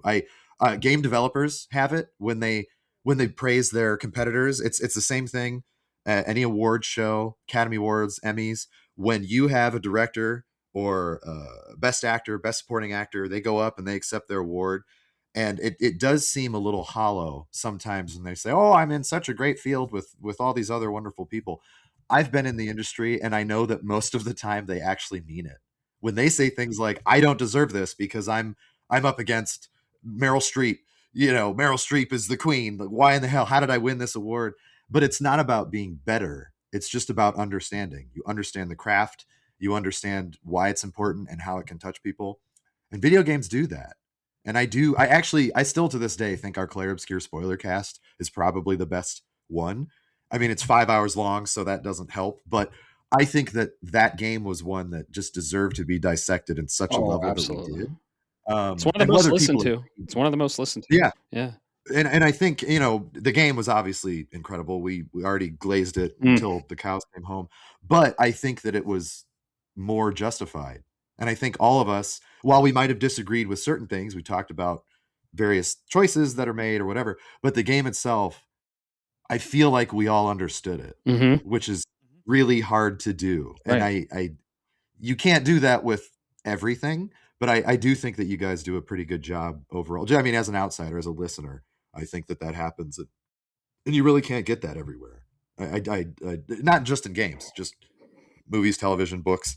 I mean, look at life. People don't understand life that they're living half the time. So, I mean, that's a different beast altogether. But I do think that you guys bring that thing to the listeners and the followers that you have, whether they agree or not. I think that they just say, "Oh, these guys really get it," and that's cool. That's a thing that's earned, not given. I appreciate that. You're right. Could we, and theoretically, Matt and I, sell out this entire podcast with, like one of the things we're going to talk about later? We could have sensationalized it just as everybody else did, and just plaster to get people's emotions charged up, not in a good way, not for a good use, but just for the hell of it. And then, build a platform that way. But that's dishonest. We want to talk about games honestly, what we truly loved or did not like about them and why, and all of that good stuff that's in there. So, yeah, absolutely. Yeah. Constructive feedback, right? If you have a problem with something, give them constructive feedback. Because I mean, in playing these games, knowing what goes into it, knowing kind of how the sausage is made, right? And knowing how many people were involved and like lives that were involved in this art form. And a lot of people see games today not as an art form. They see it as maybe just a passive hobby or a time waster even, or something just to blow off steam. But we really see it as an art form, a true to art, ultimate form, in my opinion. Because I mean, books you can get really creative with, but I just like video games because they invoke more senses, and you have your audio, video, and even like touch now, right? And it's just, and you're interacting. You control the medium. You don't control any other medium, right? It's usually you either read it or you watch it, and it's delivered to you. But you have control over this medium and the outcome, and you have challenges you overcome to get to the next plot of the story, right? And I've just loved video games since I was fucking 6 years old. I've been playing since I was 6 years old. I have a tight circle of friends, but the ones that I resonate with the most are gamers, and even more so, gamers that understand the narrative-driven concepts in this medium, like you guys. And we talk about it, and I think it should be talked about more. And as much as I like the Game Awards, I kind of don't, because you can't say something is the best because it's so subjective, right? And that's why we kind of veered away from our top 10 lists, because every game delivers something unique, right? And everything is subjective. And I hate when people are like, "Oh, that game sucked. You're wrong for liking it." And it's like, well, that's how you feel, and that's a subjective perspective. And just sharing that, like just driving that home. This is art. This is subjective. You can like it or hate it, but you are neither right or wrong. Yeah. And like even in our circle here, there's games that certain people will love that other people don't. Yeah. And like it's clear as day. It's not even just from our top 10 list. Like, how many times do I give you shit about Final Fantasy VII? Right. How many times does Caleb give you shit about Final Fantasy VI? How many times do I shit on Bob for his game taste? Brooke. Like, Brooke. at the end of the day, it's picking fun at each other. Exactly. Because it's not meant to be taken seriously. No. Like, that's the lovely thing about art. Art in general, not just video games. Art, music, video games, poetry, books, it's all subjective. And we've approached, I mean, you had to teach me how to be, or what a subjective opinion was at the start, because I was really confrontational. Dude, you came over, I side-eyed Bob, and I'm like, you better stop fucking talking bad about Final Fantasy VII, man. Oh yeah. Now, look, okay. So I have to tell you guys, a friend of mine, I mean, he's a good guy. He hates Final Fantasy VII. Okay. He's like, he actively thinks it's like one of the worst things that's ever existed. And I mean, you're entitled to your opinion. I respect that. But at a certain point, it's like, we're about to throw down. There's about to be some fisticuffs because you're just not getting it. You're allowed to disagree with my opinion about it. But to say that it's literally the worst thing that's ever been created, you're just a fucking probably don't understand it. So and that's the thing. It's like, when you disagree with somebody, there's a way to disagree with somebody, right? Exactly.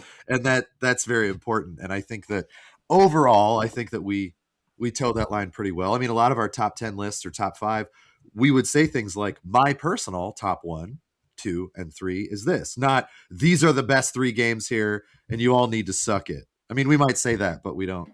Yeah. I mean, I mean it. You guys can't mean it because you're all wrong if you disagree. Right. So, and I'm happy I could help you with that, Alex. Because I mean, instead of like getting mad about it, I'm like, well, do you understand like subjective? And you're an artist because you like make music, and I explained it to you as best I could, and I'm glad it stuck, and I'm glad I could help. Yeah. Well, now when I give you shit about Final Fantasy, you know I'm halfway joking. Yes. Like I can give anybody shit about their favorite game. I don't care. You can diss mine. I don't care. Yeah. Like that's the thing. It's everything's subjective, Right. And I say we. I guess it is we. Mhm. Honestly, we've built the platform. You guys started it out. Built this whole platform off of the subjectivity of art. Yeah. Yeah. And I mean, yes, we're gonna have news, which is objective, Right. but yeah, and everything's subjective, and we're all unfortunately critics. If we really want to be that's true. negative about it, we are critics, and it shows. Yeah. Like the people wouldn't be tuning in if they hated what we had to say. They wouldn't be tuning in if we said nothing but negative things about a game, Right? Unless it's High Guard. People want to hear shit on High Guard. People want to hear hate on High Guard. That's what I'm saying. That's what I'm saying. So does that mean if we're critics, can I go write a review and up the score of all my games because they're released this year? Sandbag all of Matt's shit. That's not how it works, Bob. 1 out of 10. That game's dumb because Matt drafted it. Yeah. Going to Mouse PI. 1 out of 10. Too much cheese. Too much Mouse PI and Mouse PI. Yeah. Yeah. No shit. Yeah. I've considered trying to to make a review site because I do think maybe I'm speaking out of turn, but I do think that I try to be as objective as possible when scoring a game, even if it's not my jam, it's not my cup of tea. I don't particularly like sports games that much, but if they're done well, I wouldn't review bomb them. Sure. I would say I don't care about NBA 2K30. It's probably an 85 though, because look at all the work that went into it and look at how it plays. I feel like I would do that, but I've thought about doing that to write reviews on things, and I just don't even know how somebody goes about getting that to make it so that, oh, he's an authority. Do you guys have any idea how you would even go about doing that? I don't know, but I'd be happy to look into it. Too. But I gotta say, Caleb, sorry, my brain. You're good. You're Slay the Spire too. Did you see what's recently happening on Steam? No, I have it's no getting idea what's going on. It's getting review bombed by the Chinese players. No. Why? Because I think they nerfed the Infinite Dex or something like that recently. And because of that, they're pissed off and they were review bombing it. Cool. Yeah, there's so much take a second. Hey, it worked for Helldivers, didn't it? It's true. Do you guys like or hate review bombs? No, personally, I don't like them at all.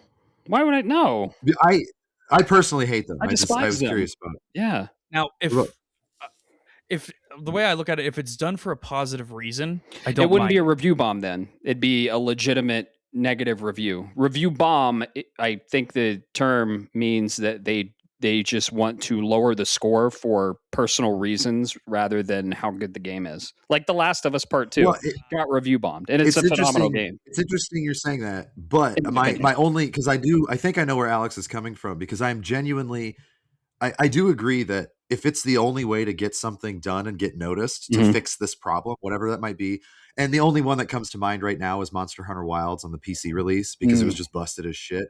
And that's legitimate. Capcom, I love Capcom. I think Capcom is awesome. Like you said on an earlier cast, they're on a generational run. It's crazy how good they're doing right now. But they weren't fixing a fucking thing when it came to the PC version of Wilds. They were just making it worse and worse and worse.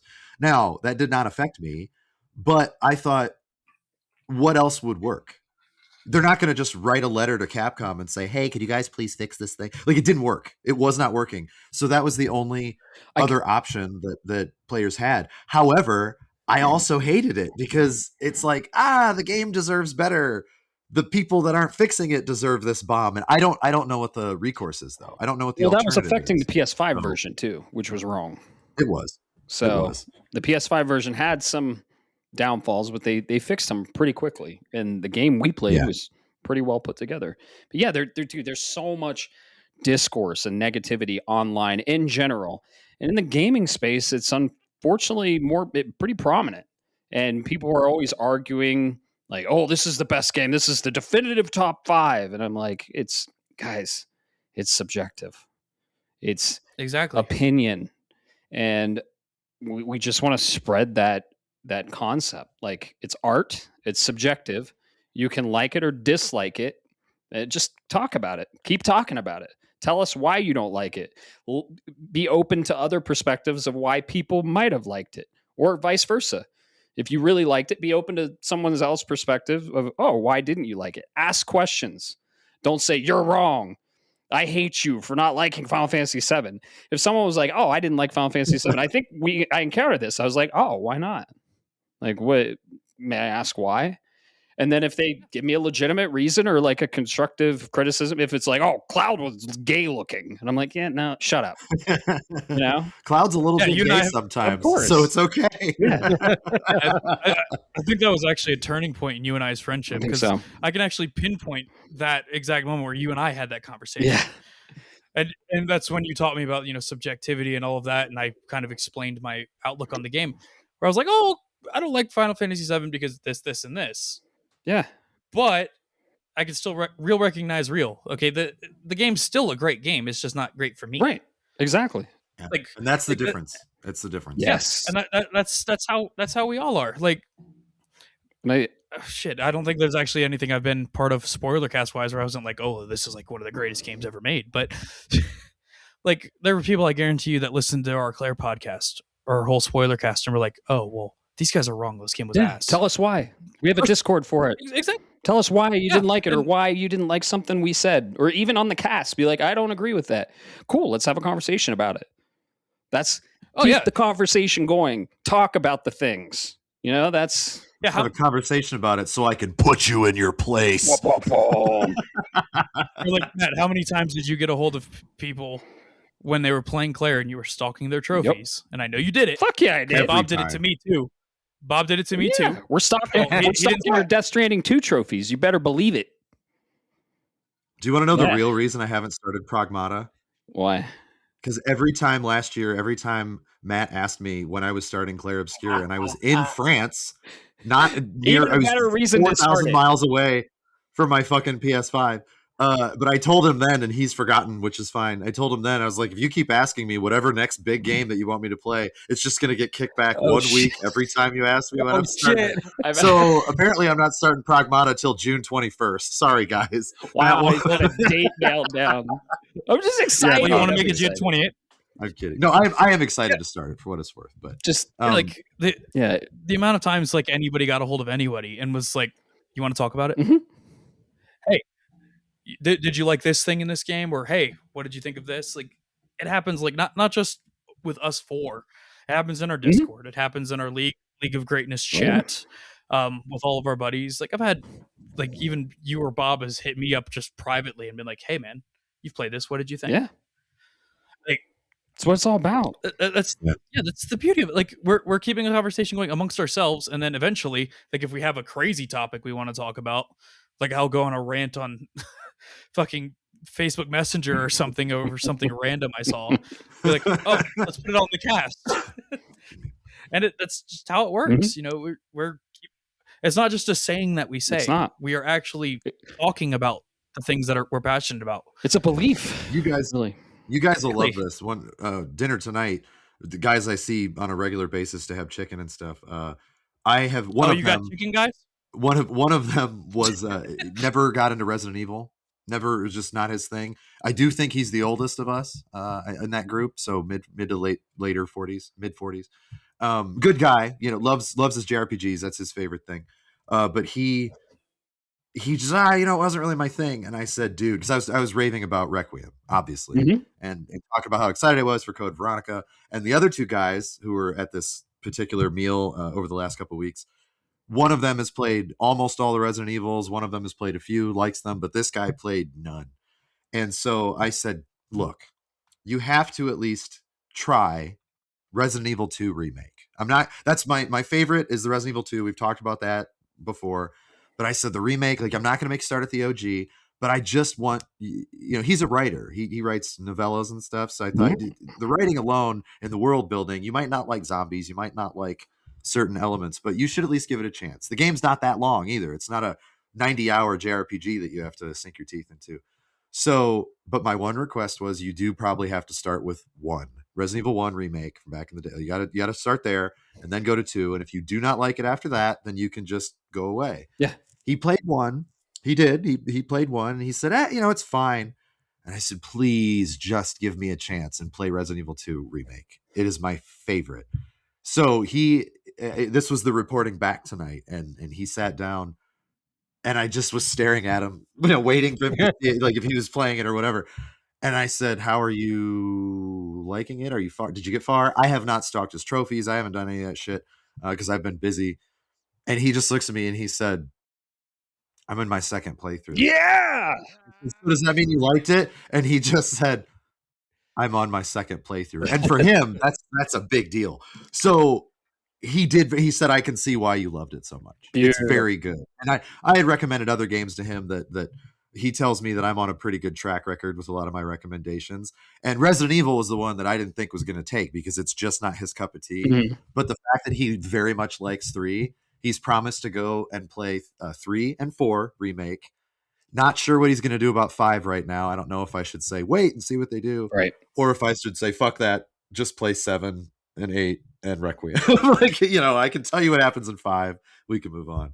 But like Alex is saying, we do this anyway. Mhm. We do this outside of this cast. This is just kind of who Yep. we are. And sometimes it's probably a little off-putting when, hey guys, order your chicken. What games are you playing? That's just something that I gravitate towards. We do talk about books and movies and shows too, but games are the thing that we all kind of share and have in common. And it is nice to have that level of understanding that I was talking about earlier. It's very cool. Yeah. My favorite things are when we recommend things to each other and we're right. Or when we're wrong and we're like, okay, I understand why I'm wrong. Right. I get why you don't like it. Cool. I think there was like 3 or 4 separate times I was over at Matt's place and Bob was like, "Dude, you need to play Ni no Kuni." And now look at us now, Matt. How many hours are you into that? Platinum. Good job, Bob. Yes. We did it, I fam. win. We got him to fucking play it. I mean, he kind of did have to twist my arm, and I got something out of it too. He played Tales of Berseria, so it took a bit. It took a while. So, Caleb, don't feel bad. I know you recommended it like 10 years ago. I was dumb. That's all I can 13, say. but who's counting? 13. Who's counting? You fucking asshole. Right. But yeah, man, And like Bob had pestered me about fucking playing Claire, and it took me forever to get to it. And then glad? I started my playthrough, and he was like, "We're gonna do a spoiler cast. You got to finish the game if you want to be on it." I was like, "Fuck, I got to finish this game." And now I'm 7 playthroughs. So pretty decent recommendation, wouldn't you say? Yep. Oh yeah. It's truly a passion, honestly, for all of us, and that's why we started this, and why we keep attracting similar-minded people, and why we created this community. So, thank you all. You are shapes. You made us who we are, and you're growing us, and we're just doing what we always have, recording it and sharing it with you all. So, happy 1-year anniversary to Shapes of Gaming. And what does Shapes mean to you? Tell us on the Discord. What have you met friends because of it? Let us know. It's amazing to hear these stories, because that's truly the reason why we started this, to create communities and bring people together to talk about an art form. And we'd love to hear stories, positive, constructive even, of what Shapes of Gaming means to you. Let us know. That's why we have the Discord. And this has been amazing. It's been a dream of mine, honestly. I love every minute of it. And here's to the next year, man. And hopefully more years after that. There's still games coming. We still like talking about them and drinking some beer. And it's I hate to be cliche, but this has been fun, but it has been about the friendships made along the way. You mean like me and Alex? Yeah. Because we never would have met if it weren't for Shapes. Bob and which Bo. Is really cool. Bob and Bo. Yeah. Right? Never heard of them. Never. I would have never met Caleb, Bo, Solo. Shit, I would have probably never talked to you again. Right? Weird guy at Metric. Yeah, I mean, honestly, I wouldn't have met Bob if it weren't for Shapes. Yeah. And it's been great to get to know Bob and Alex more over the last year and change. It really has. It's cool. There are things that like Bob and I just sort of for lack of a better description, assimilated. Where he's like, "Oh, this guy likes games that are good too," and I thought the same thing. And we're just immediately. It was like we've known each other for 20 years. Yeah. And it's kind of hard to believe that I've only really known you for about a little under a year, because I didn't know you at the beginning of Shapes. You're right. That I heard about you before through Matt, but that never actually met you. And after MagFest, I even came home, and after you showed me all of the amazing things that you have in your basement there with that collection and the special editions, and get to talk about games that like Matt's just eyes glazed over. Like I don't care. I told Crystal, I was like, if I grew up in and around Ohio, 5 years old, Caleb and I would have been best friends. Like, lifelong best friends, for real. It's not even a joke. That's 100% true. Yeah, it's amazing. So that's cool. That really is cool. But on that note, because we're here to talk about games. Yeah. Do you guys want to talk about some games? I was getting there. All right. Well, now you can go. Now you can do it. Yes. What are we playing? That's the meat and potatoes of why we're here, right? We play games and then we talk about them. Let's see. Caleb. Yo. You go first. What are you playing nowadays? John Desert. When I've had the time to play over the last couple of weeks, it has been very Crimson Desert-y. And I've got to say, it's interesting if you've been listening to my updates on these casts, because it's March 19th was when it came out, I believe. And even though I did have a lot of real life stuff that took me away from playing it nonstop, I've still been able to put in a fair amount of time into it. You're gonna laugh. This now is Game of the Year contention. Dang. For how good it has gotten for game reasons, not necessarily narrative. I'm not commenting on the narrative because I am not finished with the narrative. I'm not going to say stuck on chapter 5 like it's difficult. I have been stuck there because I just will not move on. I have been exploring every stupid nook and cranny of this game and finding better things and breaking the build and just having a blast with it. I stand by my decision earlier that there is too long to get to the good stuff. I do feel like, unless that's been fixed in a patch, and I don't know because I haven't started the game over, but I don't think so. They have added so many quality of life things. They have updated so many things that have just made the game a little smoother, sanded off some of the edges a little bit. And this is a single player game. Have not had to pay a single cent for it. The last patch that I can remember was, I think, 31 gigabytes. 31 gigs. And it was like, hey, we fixed this, we fixed that, we added this, there's all this extra shit. Also, there's 14 new quest lines. Just go deal with it. Damn. Have a great time. That is awesome. So when I say Game of the Year contention, it should be in the conversation. It's more for the developer and what they have done to make this just a really fun experience all around. It is the Skyrim, the present day Skyrim, and it has shown what is possible in an open world exploratory sandbox. Again, Pearl Abyss made it, right? Can't comment on that. But yeah, Pearl Abyss. Yeah. And these guys have pumped out these patches faster than anybody else. I mean, yes, they have a lot of experience with Black Desert Online and having the quick turnaround, but they are showing other developers just how lazy they are when it's like, we'll fix that in 3 months. And they're like, fuck it, we'll be done in 5 days. And when they fix it, they don't break other things. Nice. It's not like, I loaded up my save and it crashed and everything's ruined. It's just been, I'm actually excited when the game gets patched. I'm like, ooh, are there new mounts? Like, I don't know. But so I've been playing the shit out of that, and I really think it is worth playing at some point in your lives. Yes, it's a time sink. Yes, it's a lot. Yes, it's a huge ask. Now is the absolute worst fucking time to do it. Really? So that's the truth. But I am really happy with the evolution of this game over the last month and change that I've gotten to play. I do think, I don't know the exact number. There's these things that you collect that are basically challenges that you can do to unlock skill points and other currencies and stuff. I think there's somewhere, I might be overestimating because I have not counted. It might be around 200 or whatever, but they have little question marks in your menu if you haven't unlocked them yet. And I looked the other day when I was playing, when I had a few hours, and I think I only have 8 left to find. which is nuts. Holy I shit. have not looked up shit except for like, oh, how does this mechanic work? It's not. I don't think I'm doing it right. Turns out that I was not doing it right because they never fucking told you how to do it. So whatever. But that is how much I've explored this game. It is silly, and I'm actually excited. I'm going to look for these last 8 or 9, and then I'm going to continue the story, which means I'm going to log in, and I'm not going to continue the story. I'm going to have ADHD and run across the fucking planet and find a cave, and then 6 hours will have passed, and I'll go, okay. So that's Crimson Desert. I actually went from not being able to recommend it to being able to recommend it for people that have the time to commit. If you do not have the time to commit, just don't do it. But if you have the time and you're interested in an open world sandbox, this game is actually really, really solid once you learn all the bells and whistles of it. So that's the one. I've heard so many good things about it.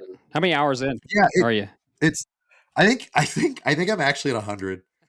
I think I hit 100 hours, which is nuts because I didn't getting started. You're just getting started. I know. I mean, I really am. I'm sure there's going to be more shit that I unlock in the coming chapters, and I'm going to go, what? Like, I just don't. I don't know. I came across a set piece the other day that I just stared at the vista for a minute. I said, nice. What the fuck? What? And I can go there? I can get on all these? What? Like, it was just a really cool feeling that hasn't been there in an open world game. That's the thing. It's not. I can't judge it on its story because it's not good, bad, or otherwise yet. It's just kind of there. But that's not what this game is all about. This game is all about being a game first and foremost. And that to me is so important because we don't get many of those anymore. If I may, what you're describing, I love, and you may be right because I remember you saying this is a game you're going to love, Bob. Yeah, I think it would. You should check this out. I think this is going to be this year's KCD2. Where last year I really wanted to get to it, but I couldn't. It came out at a terrible time for releases and backlog. Yep. And I think this is the same thing where the more I see and the more I hear, I'm like, oh, I know there's something there, but can I really commit 200 hours to this game right now? It's weird because I like to think that I have a pretty decent track record on game taste. And I love bad games too. If I have fun with them and other people think they're bad, they're still fun for me. So whatever. Sure. But with Crimson Desert, it didn't hook me right away. It didn't hook me 15 hours in the way that other games do, but I was still invested enough to say, you know what? I really want to give this game a chance. And then there was a thing that happened. And I just felt, oh, there it is. There you are. It's not the hook that I'm used to, though. It wasn't the first time I saw the Claire Obscure trailer, and I immediately knew I'm going to get that game. I'm going to love that game. That game might be Game of the Year contender. Those were my immediate gut reactions from the very first trailer. And that doesn't happen that often. On certain games it does. Crimson Desert, it looks okay. It looks fun. I'll probably get it. And I actually owe a few of the March delays into April. I owe them a thank you because that's the only reason I picked up Crimson Desert. I was going to wait. And I thought real life stuff hadn't happened yet. I thought I was going to have a lot more free time for the first 3 weeks or first 2 weeks, last 2 weeks of March, first week of April. Turns out I didn't, and that's fine. But I bought it anyway. I said, well, I'm invested now. Let's go. And I am glad that I stuck with it. And I'm going to see it through to its end. And I'm probably going to platinum that fucker unless there's a broken trophy because I'm going to do everything. I'm going to do everything. I'm going for 100% in that game, which is a mistake. It's a beautiful mistake, and I don't care. I am having that much fun with it. So if you guys have questions about Crimson Desert, feel free, ask on the Discord, whatever. I'm more than happy to answer it. I'm sure Reddit could give you more information, but if you want the most spoiler-free, objective opinion about certain things, feel free to ask. The other 2 games I'm playing, I will just be very quick. I am still playing Dissidia Duellum because I'm a fucking Final Fantasy simp and I'm mad about it because I hate myself and I don't care. Clive from 16 and Riku from 10 just released yesterday, 2 days ago. Riku. I think it was Tuesday. I had not spent any of my in-game currency from the beginning of the game. So all the battles that I had won, all the battles that I had lost, I was running on low abilities and low skills and not even characters that I wanted to be because it was just the luck of the draw. I went full balls deep in for Clive and Riku's skills. the very first couple matches I got in, I am now wrecking people more than I was before. I'm like, oh, this is what it's like to be pay to win. I did not spend, but I just hoarded from the beginning. Sure. So it was kind of cool to do that.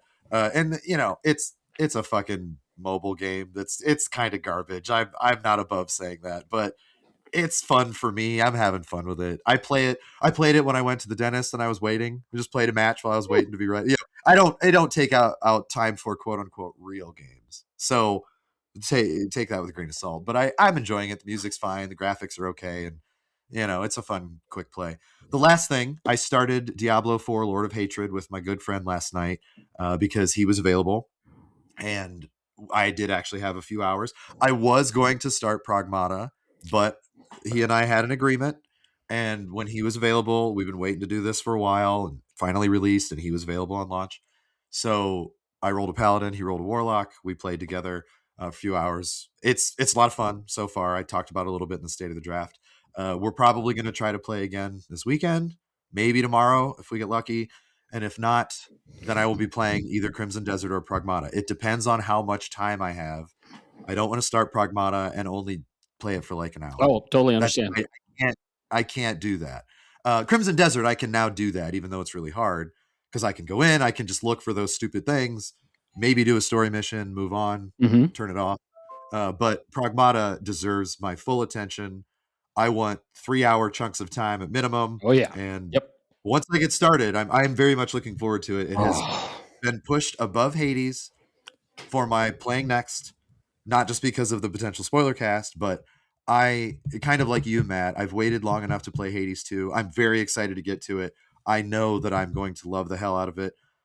But Pragmata has that special something that I want to see, and I don't want things to be ruined for me. Exactly. So I'm already embarrassed that I'm behind, but I've been on weird vacations and family stuff and busy and just this, that, and the other. So those are my 3 games. Sunburn. Pragmata's on deck. Yeah, right. Pragmata's on deck. Very excited to get to it. Excellent. Excellent. And yeah. Any questions about the games I played, or do you want me to shut the hell up so you guys can go? I'll put it to you like this. I don't want to tell you that Pragmata needs to, no matter what, be the next one. Yeah. But there's every now and then there's a game that comes along and you go, it's got something. Yeah. Pragmata's that. I'll just say it like that. Cool. Yep. That's kind of the feeling I got anyway. So I love science fiction, arguably more than most. I will take bad sci-fi over no sci-fi any day. So the fact that this is also good sci-fi is just a slam dunk. Well, at least presumably, I'm assuming that you guys are not just all trolling me. But also, I already bought. I mean, I pre-ordered it. It's been on my dashboard. It's been taunting me every time I turn on the PS5, and I just hadn't had time to give it its due diligence, its justice. It needs to be next. So it will happen. I promise. Can't wait, dude. Can't wait. And I'm glad you're enjoying Christmas. If I can ask, what? If I can ask, because I normally don't like to know. So Sure. if you don't want to tell me on the cast, but if you were to guess how long from start to finish just for a playthrough, would you be willing to tell me roughly? Is that okay? I mean, you consider that If you think it's okay, and Alex thinks it's okay, yeah. Well, for I'm the okay with listeners that. more than anything else, because I normally right don't on want to know that, but I do want to know for my next chunk of time. Yeah. Because if you told me 120 hours, I know it's not that. But if you told me 120 hours, I'd probably be like, ah. But if you say 20 to 25, cool. That's I can. Bob, I deal think with we should that. have fun with this. Let's say it at the same time after 3. 1, 2, 3. 12 hours. Really? Okay. That's I not was going to bad. put it to you like this. Dead Space. Yeah, Okay. it's good. Cool. It's perfect. Yep. Perfect. That's All all I can right. say.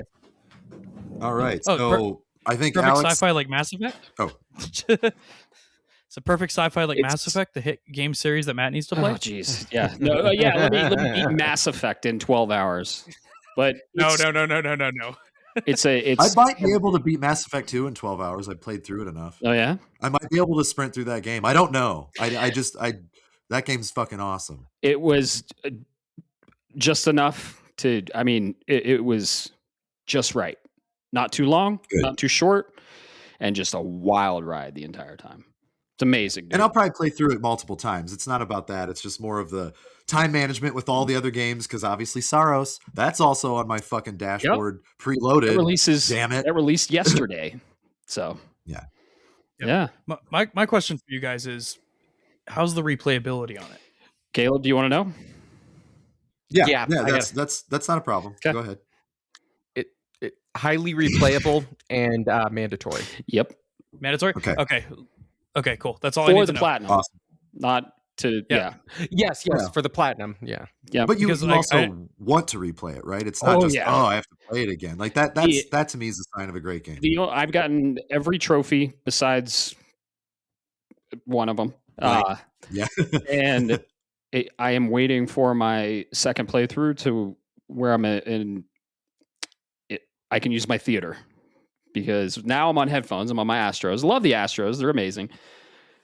This game sits with you, and I'm still reflecting on it, and I don't want to dive right into the next playthrough. I want to sit with it for a bit, and I want to marinate on it. But this game is very special, and I'm waiting for my next playthrough when I'm in a place where I can use my theater system, because it's Makes sense.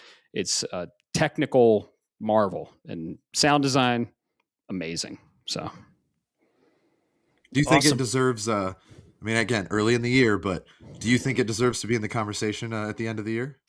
Okay, as of right now, Alex, do you want to know? Yes, tell me. Absolutely. Cool, good.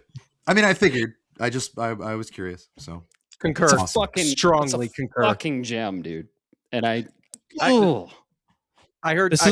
I talking to Matt on the side about this after, because I finished before him, and then I was like, that's Matt, what she said. Dude, yeah, I was like, yeah, that's all right. If you ain't first, you last, baby. I was like, dude, this game's got that like goaty mindset in it, and it's there, and he's waffling, maybe not, and finally I got a text. Who am I fucking kidding? It is. I don't want to talk about like a goatee this early in the year. I understand, but you are also allowed to sort of put it on that pedestal if it deserves, because what it was, Bo, and you had said it on the last cast, Bob, where the worst game that you've platinumed or played through this year entirely outside of Highguard was Neo 3. Neo 3 is awesome. Mm-hmm. So that's like to show the caliber of games we have this year. And after that, to put Pragmata up on a pedestal and say, wow, this should be in the conversation. It's not like come November, if the game didn't end up, everybody would go, you're stupid. It's just cool to say, let's point out how much we like this right now. This is so good right now. Yeah. Even if 6 other games come out that are quote unquote better, doesn't matter. It's awesome right now, and that to me is what matters. Yeah, this game hits. It hits, and it's incredible. I don't want to hype it up too much, because I don't think I can set the expectations to where it might be disappointing, because it's that good. We said that about Claire. Yeah, we said that about Claire before the spoiler cast, exactly. And then. I mean, I still think we weren't wrong. Mm-hmm. In the spoiler cast, we said we've been praising this on 15 episodes. Oh my God, here we are. We can now praise it without holding back. Yeah. And you said it earlier. That's the most listened to cast episode for a reason.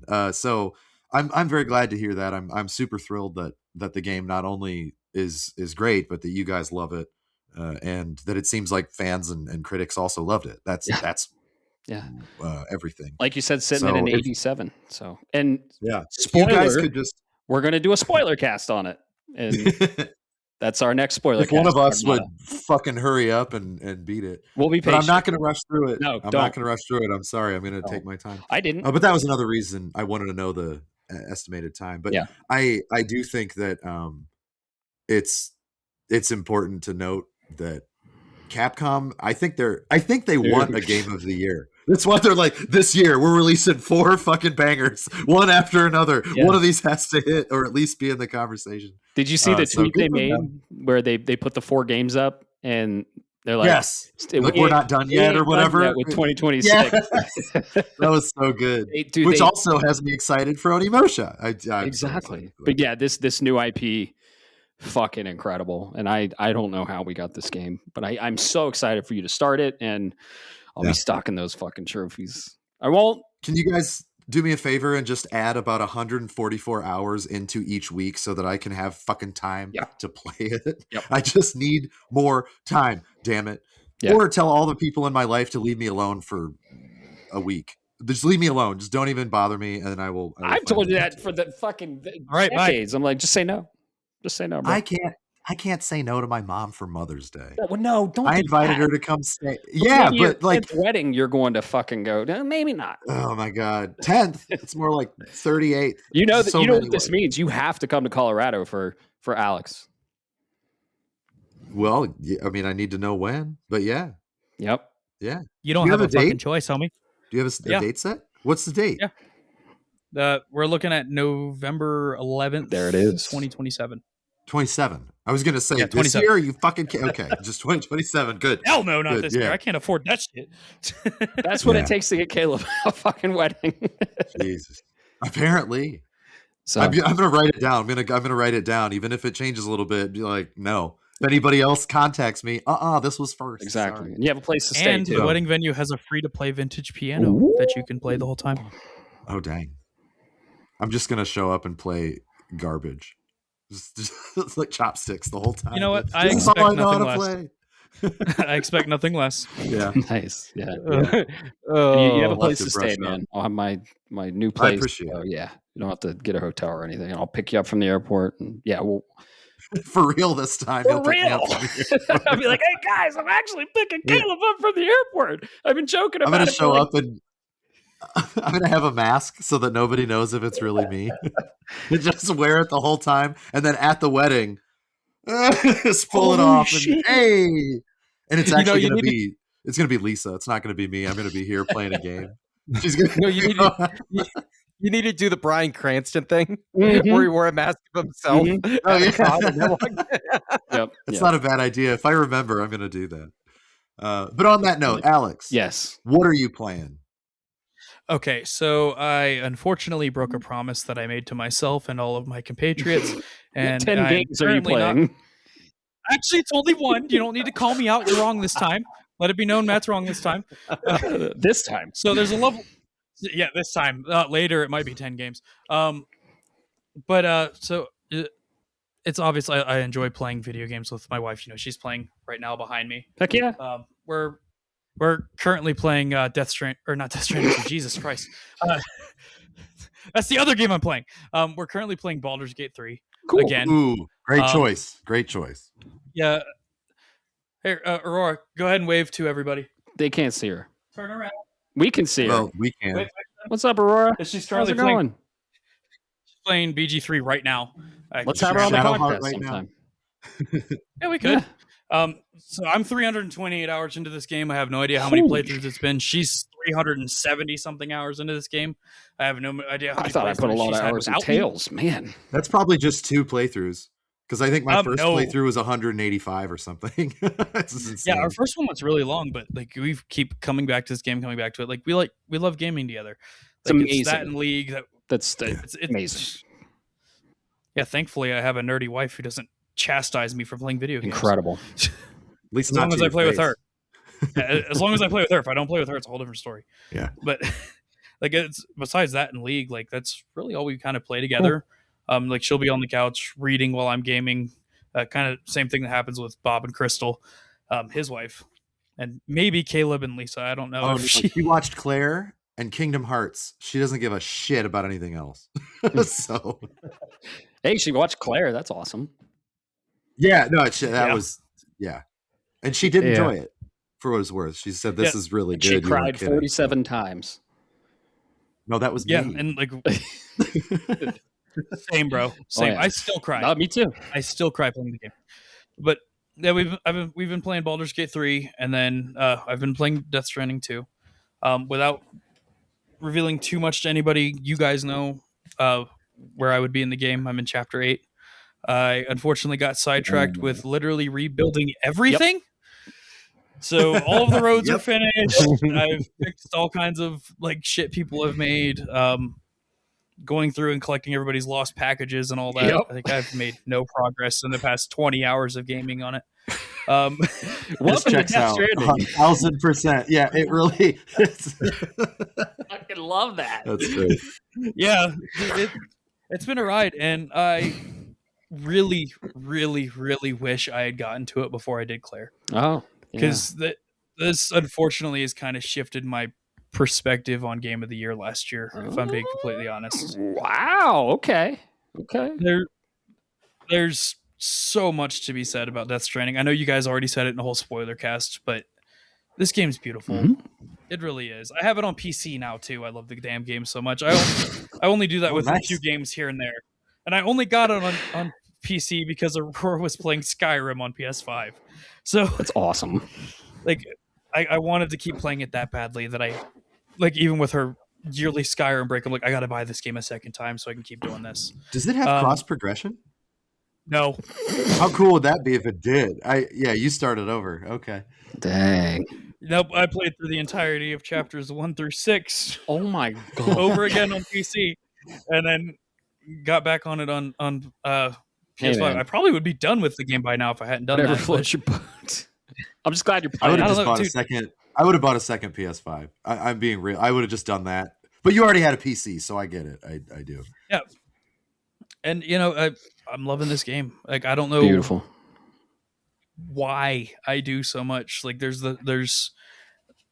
just so much beauty in it. Like, it's the story so far. I haven't even seen shit yet, and I know that. The story so far has been phenomenal. The artwork or the art in the game has been phenomenal.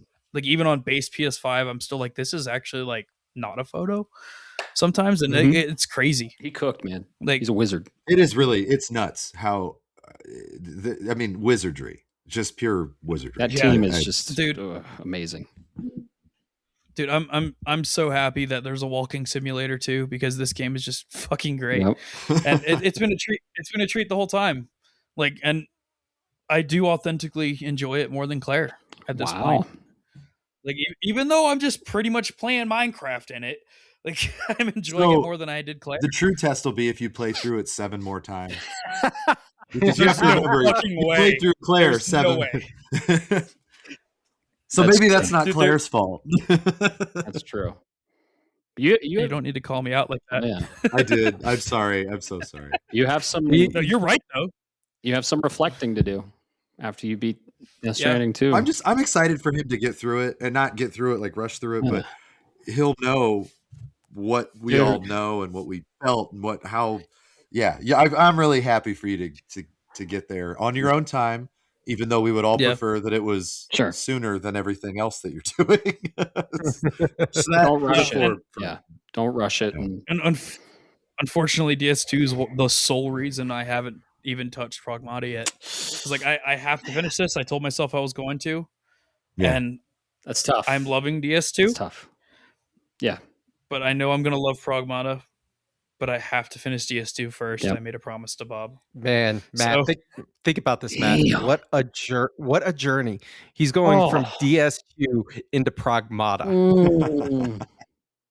Man, I know you don't have context, Caleb, but you will soon enough. But I don't need context because I know games. I know enough that I think that sounds like it's gonna be sweet. Kojima's mascot is literally a moon man. And so, and Sam has a kid, and I mean, you got Diana. There are some parallels there for sure. So that's I've been told it's Death Stranding 3. But don't say anything else. Don't say anything else. I want to play the game. I want to love it. But I've got to finish DS2, and it's been a grind. You don't have to do anything. I haven't. You want to? No, I have to. At this point. He's gonna I held the fight into the bargain, damn it. It's not even just that. Like, there's this overwhelming feeling of regret every time I play it, where I'm like, why didn't I fucking do this already? Why didn't I play this last year? I bought a PS5 to play this damn game. You did. You saw it on my setup, and you're like, I'm getting a PS5. And Bob and I looked at each other like, oh, hell yeah. It's what sold the console for me. And, I hate that it took as long as it did. Mission succeeded. It's crazy though how Kojima can do the melancholy and not make you like you're sad, right? You're sad when you play for other reasons. But somehow his team makes even melancholy awesome. Mhm. It's just this feeling. I'm really glad I did this today, even though I feel sad or whatever feeling you want to say. Yeah. So you just have it with an extra layer because you're behind. But Yeah. we felt that when we were playing because it was just sort of droll and drab and what is going on and but you have it with like another layer, which is kind of perfect for Death Stranding, if I'm being honest. That is true. Yeah. You're on chapter Like, 8, you said? Yeah, chapter Do you 8. want to know how many chapters there are or no? More than 8. That's all I need to know. Right. I glanced at the trophy list and I'm like, there's no fucking way I'm platting this game. I haven't platinumed it. Like, It's really not that bad. Yeah. It's not that bad when you get through and you know what's up. You're like, okay, I can do these things. There's a couple that might be, I wouldn't say platinum killers, but you'd say, I don't know if I want to do that. Sure. I did want to do. I said I want to try this, and then I did it. It was great, but to each their own. Yeah. So maybe you'll go I back will say, and do it. I definitely will go back. Huge time sink I've been on right now has been 5-starring everybody I've met so far. Don't. So it's been Pro tip: take him to 4 stars and then get the hell out of there. Okay. Yeah. For now. For now. Just trust me. Bob did the same thing on Death Stranding. He's like, I'm doing everything here. I'm like, Bob, just progress the golden path. I was like, and he's like, okay. And he's like, I'm so glad I progressed. Yeah, I did the same thing for what it's worth, Alex, because I mean, you know me, I'm pretty much a completionist. There's one specific thing, and I will not tell you unless you want me to, but I will do that off cast. One specific thing that I kind of fucked myself with as far as a time commitment because I did not just move on. And it was annoying as hell. And it's one of those things that had I known, I mean, I wouldn't have wanted to know unless a friend told me, like, just pro tip, don't do that. It's the only thing that actually soured my experience in the game because I thought this is unlike everything else that you've done in this game. What the fuck? That's the one strong criticism I have, and we did talk about it in the spoiler cast. We did. So, yeah. But Matt is I'm right. still blind on that one. Yeah, 4 stars and move on for now. Yeah, I'm just trying to help. Yeah. Yeah. Okay. I learned Gotcha. from. I did. Oh, go ahead, Bob. Oh, I experienced the exact same thing. You didn't listen to this spoiler cast, but I did the exact same thing because I'm neurotic like that too, and came across the same problem Caleb did. Yeah, Bob and I were both bitching about it. It was not great. Yep. And for some reason, I learned from Death Stranding 1, like, just do the side stuff and always do the side missions and deliver the packages, but just know that around the Golden Path corner might be another tool that makes the mission fucking 2 times easier, right? Just know, like, the and or faster. Yeah. Like, it might not just be easier; it might be way faster. Exactly. Too, so. Exactly. So just know the Golden Path has many tools that you can go back and do things. I don't think anything is missable, so don't worry there. And It's not. Okay. yeah, just do the side stuff, but keep doing that Golden Path as much as possible. Don't rush it or anything like that. You do you, but just know there could be a tool around the corner that's going to make the mission you're struggling with cake. Yeah. Okay. For what it's worth, one caveat. Or if you're still having fun, just have fun. Because Exactly. that's what the game's Most all about. importantly. For real. If you're having fun with it, then you do you. Yes. But you might not have fun with one specific thing if you do this. Right. So, and I think chapter 8, I think that's around that time, I believe. So maybe. I haven't ran into anything yet. I'll just leave it at that. So, well, cool. Glad you're enjoying it. Keep on keeping on, and keep delivering those packages. Nice. Keep on keeping on. Keep on keeping on. And use that music. If I could spin around in my chair very fast, I would have, but yes, I didn't want to knock everything over.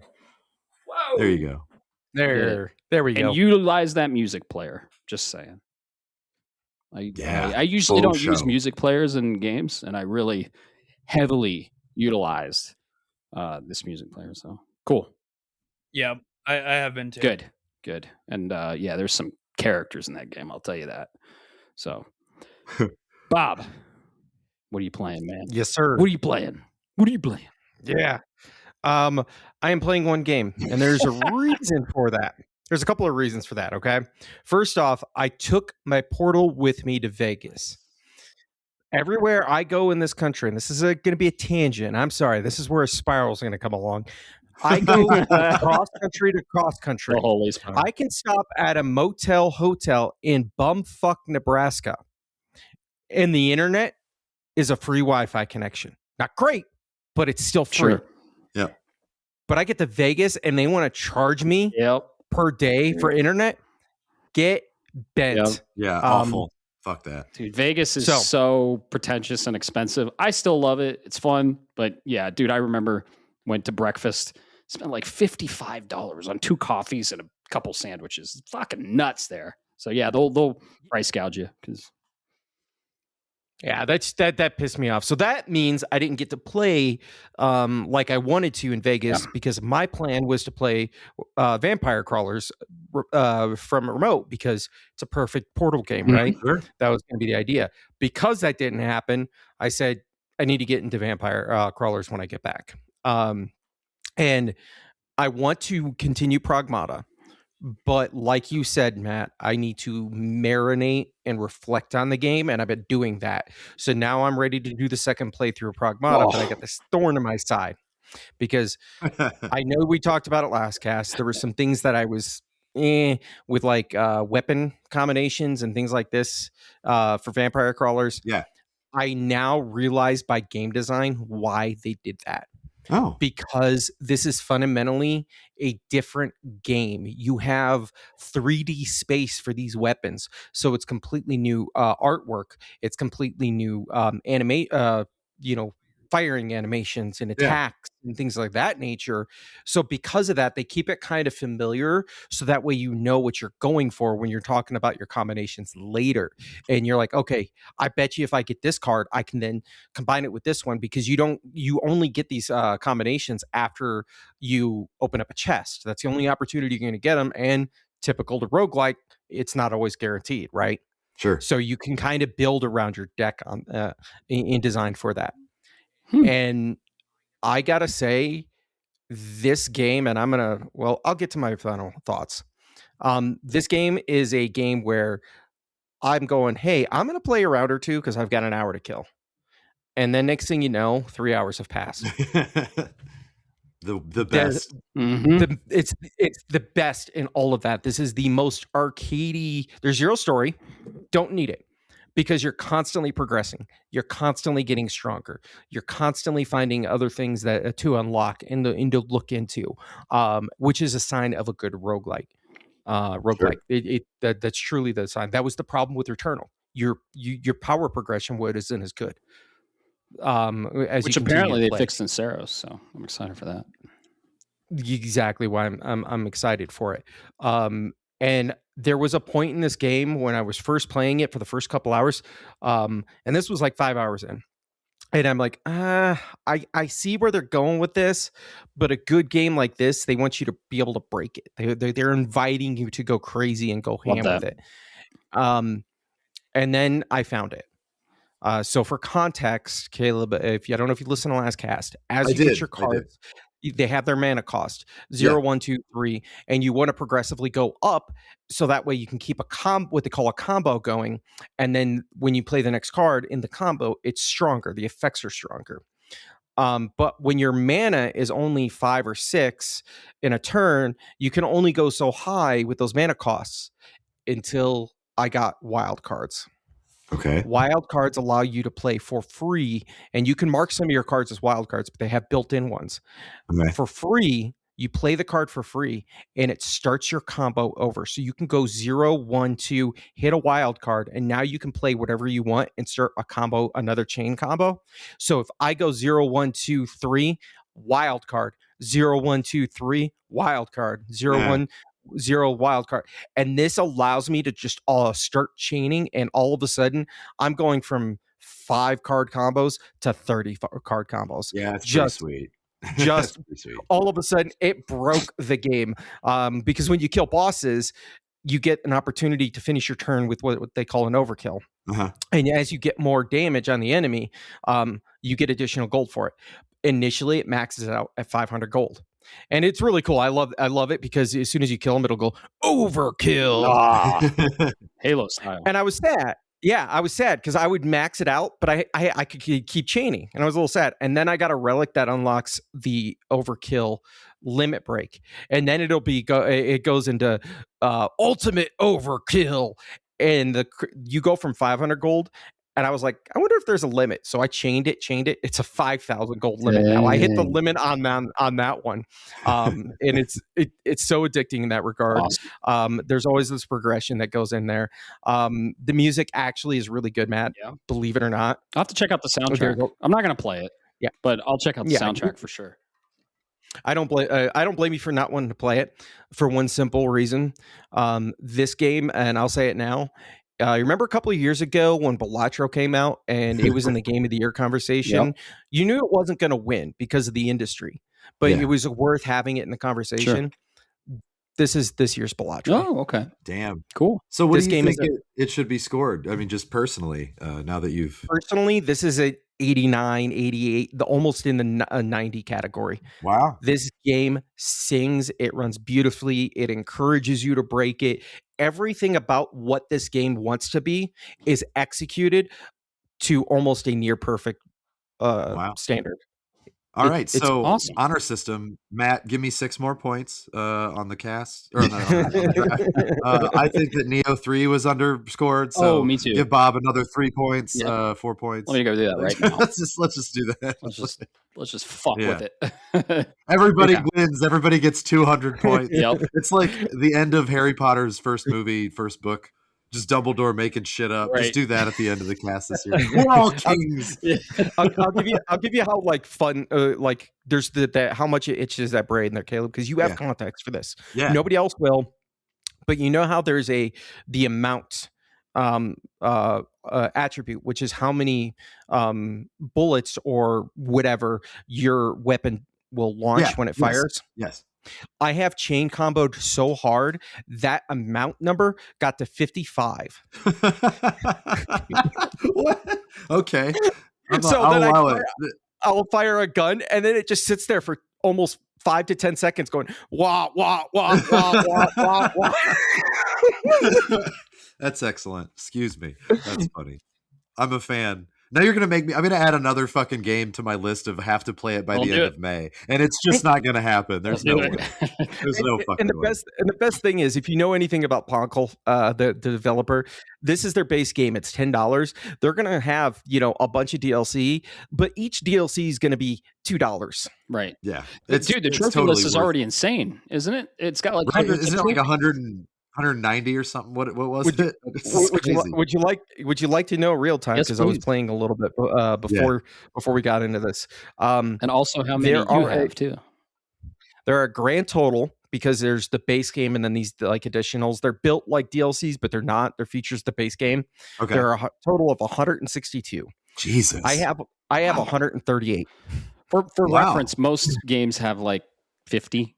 Some at most, usually like 30, 40.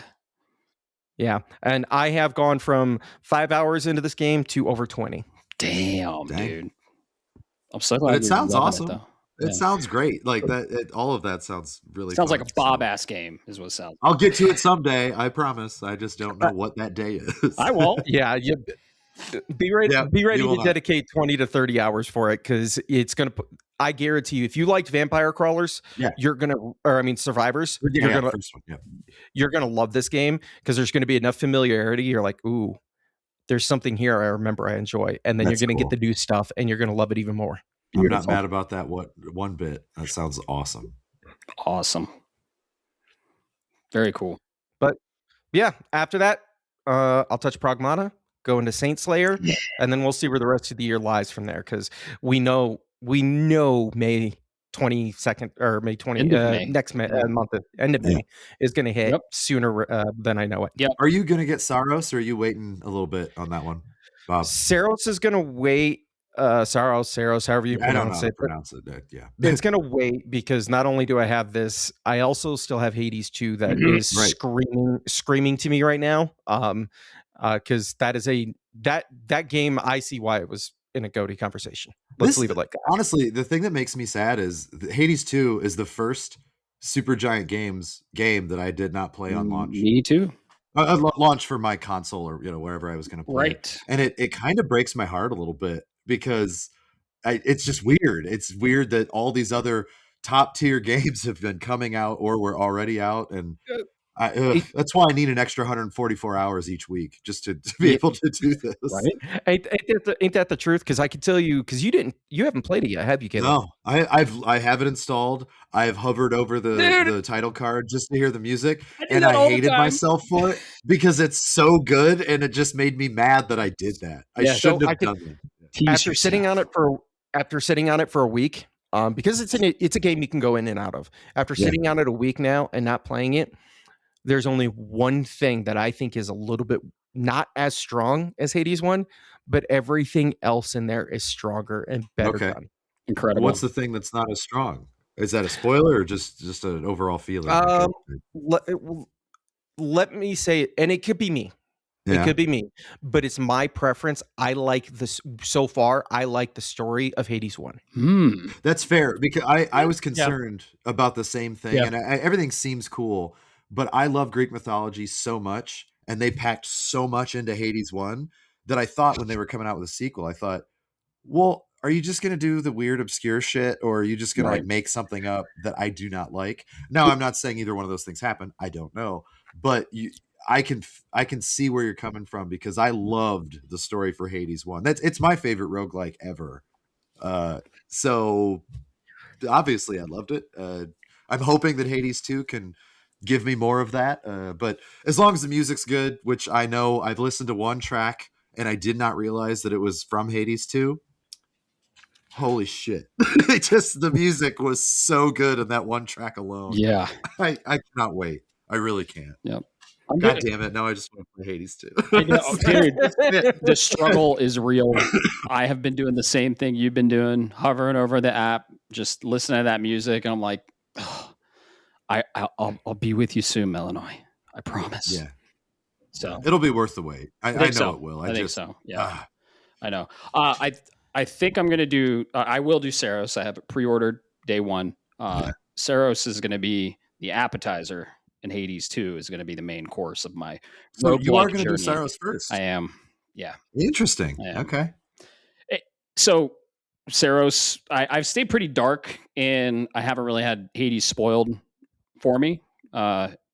Saros is new, and the spoiler potential is higher. So I've been very excited. It's getting great reviews. I'm a huge fan of Housemarque, and I think it's a shorter game than Hades 2. I assume. Oh, really? Okay. Yeah. So I'm going to play Saros, see it through, maybe platinum it. Who knows? There's no broken trophies either that I'm reading, which is awesome. No missables. Yeah, I haven't read any of that shit. Yeah. I don't know anything about it. I don't know the time. I've heard it's shorter than Returnal, so I think it'll be Saros and then Hades 2. Cool. Yeah. Yeah, awesome. Bob, I'm so glad you're enjoying Vampire Crawlers. It's awesome. It's not my kind of game, but it sounds really fun. So, but my kind of game, I finally put a pin in Tales of Vesperia. You did the pin. You're done for now, at least. I put the pin in. It's about time. So did you get 69% like you were trying to do, or what happened? I had 68. I thought popping a bronze would put it to 69. It put it to 70. I was bummed. So I got another trophy after that, and I think it's sitting at 72 or 74 right now. But I did another EX dungeon. It's an endgame dungeon, and there's some really cool surprises for longtime Tales fans in there, let's just say. And it was added for the definitive version, I believe. I had a blast doing it. I'm so over leveled. I've basically broken the game. I'm one-shotting most everything with my super weapon. These super weapons, every kill gives it a physical attack level. So it's constantly just growing. And the more you kill, the more powerful it gets. So I'm sitting like a high attack on this is like 3,000. I'm sitting at close to 7,000 physical attack for Yuri. It's been a blast, but I finally put a pin in it. I legitimately put 135 hours into this game, and I legitimately was like, man. And I reflected on it just sitting on the title screen, and I'm like, damn, second favorite Tales game of all time. Like up there with Symphonia for sure. But yes, the pin has been put in Vesperia, and I mean, I don't think I'll ever get that platinum. There's some crazy ones, but yeah. And then Pragmata, Bob. So I haven't done my second playthrough, and you're not doing your second playthrough, but you're going to do endgame stuff. And I did the endgame stuff. So I still haven't even done the second playthrough. I'm waiting. What a fucking gem of a game. It's still sitting with me. I'm still reflecting on it. I can't wait to talk more about it. We're going to break it wide open on the spoiler cast. So I've greatly enjoyed my experience with Pragmata, and I've heard it across the board talking about it. So I was kind of in a like, okay, well, I'm definitely playing Saros. I've been very excited for this. And I was like, Bob, what should I do? Like, Saros comes out in 4 days. This was like 2 days ago, or 4 days ago, if you're listening to it on the podcast, or listen to it when the podcast goes live. And I was like, I don't know I want to play something, but I don't want to like dive into something and then have to put it down for Saros. And Bob's like, why don't you play Saint Slayer? And I'm like, holy shit, that's it. That's brilliant. It's like a bite-sized little game I've been excited about. And I already bought it. I wanted to support him. It's $10. And so, yeah, I started Saint Slayer and I beat it 12 times. So how Are you serious? How long do you think it would have taken you to get past Albrook? Yep. I don't know. I don't want to dive in. Yeah, that's the perfect answer. Talk about a game I don't want to put down and dive into and put down for Saros. No, Saint Slayer is incredible. Made by Lily Mo Games, published. It's a true indie. Made by Colin Moriarty. He is one of the inspirations I started this podcast, and I started podcasting in general. He's a huge inspiration. I've been listening to him for decades now. One of the best podcasters out there. Sacred Symbols. Shout out. You're like my inspiration. So he made this game, among other ones. He's got other ones, but this game specifically is very Castlevania 3 inspired. So pixel art, very retro. I'm playing it on the PS. I'm playing the PS4 version on the PS5, not because the trophies are easier, because they're not. He has separate trophy lists for PS4 version and PS5 version. And I looked it up and really, yeah. And so I wanted to start with the PS4 version. They don't sync over because they're different lists. And then I potentially wanted to play the PS5 version, like eventually. So, yeah, I'm playing it on PS5. Do you know the differences of the game itself? I mean, you said Not the lists the are different, but it's same game. No, but the game different visuals are all the same. Everything else is the same. Yeah. Okay, It's 16. Interesting. It's a NES style game, and you're not going to see a performance difference from PS4 to PS5. So, well, I didn't know if they had some, I don't know, weird isometric cell shading or something. I don't know, just something to butter it up or whatever. Because if it has a different list, that is very interesting. That's a choice, cool, right? Yeah. So I'm a huge fan of Castlevania, and I have been excited for this game. I didn't know when I was getting to it, but then Bob was like, "You play Saint Slayer." I was like, "Okay." This game is called Saint Slayer: Spear of Sacrilege. It's a short game, but it has a definite learning curve. So the first 2 hours, I was struggling hardcore. And I was like, man, who do these guys think they are making a game this fucking hard? Like, what the fuck? And then I finally, like, it has mini stages. They're bite-sized stages. Some you can finish in 5 minutes, right?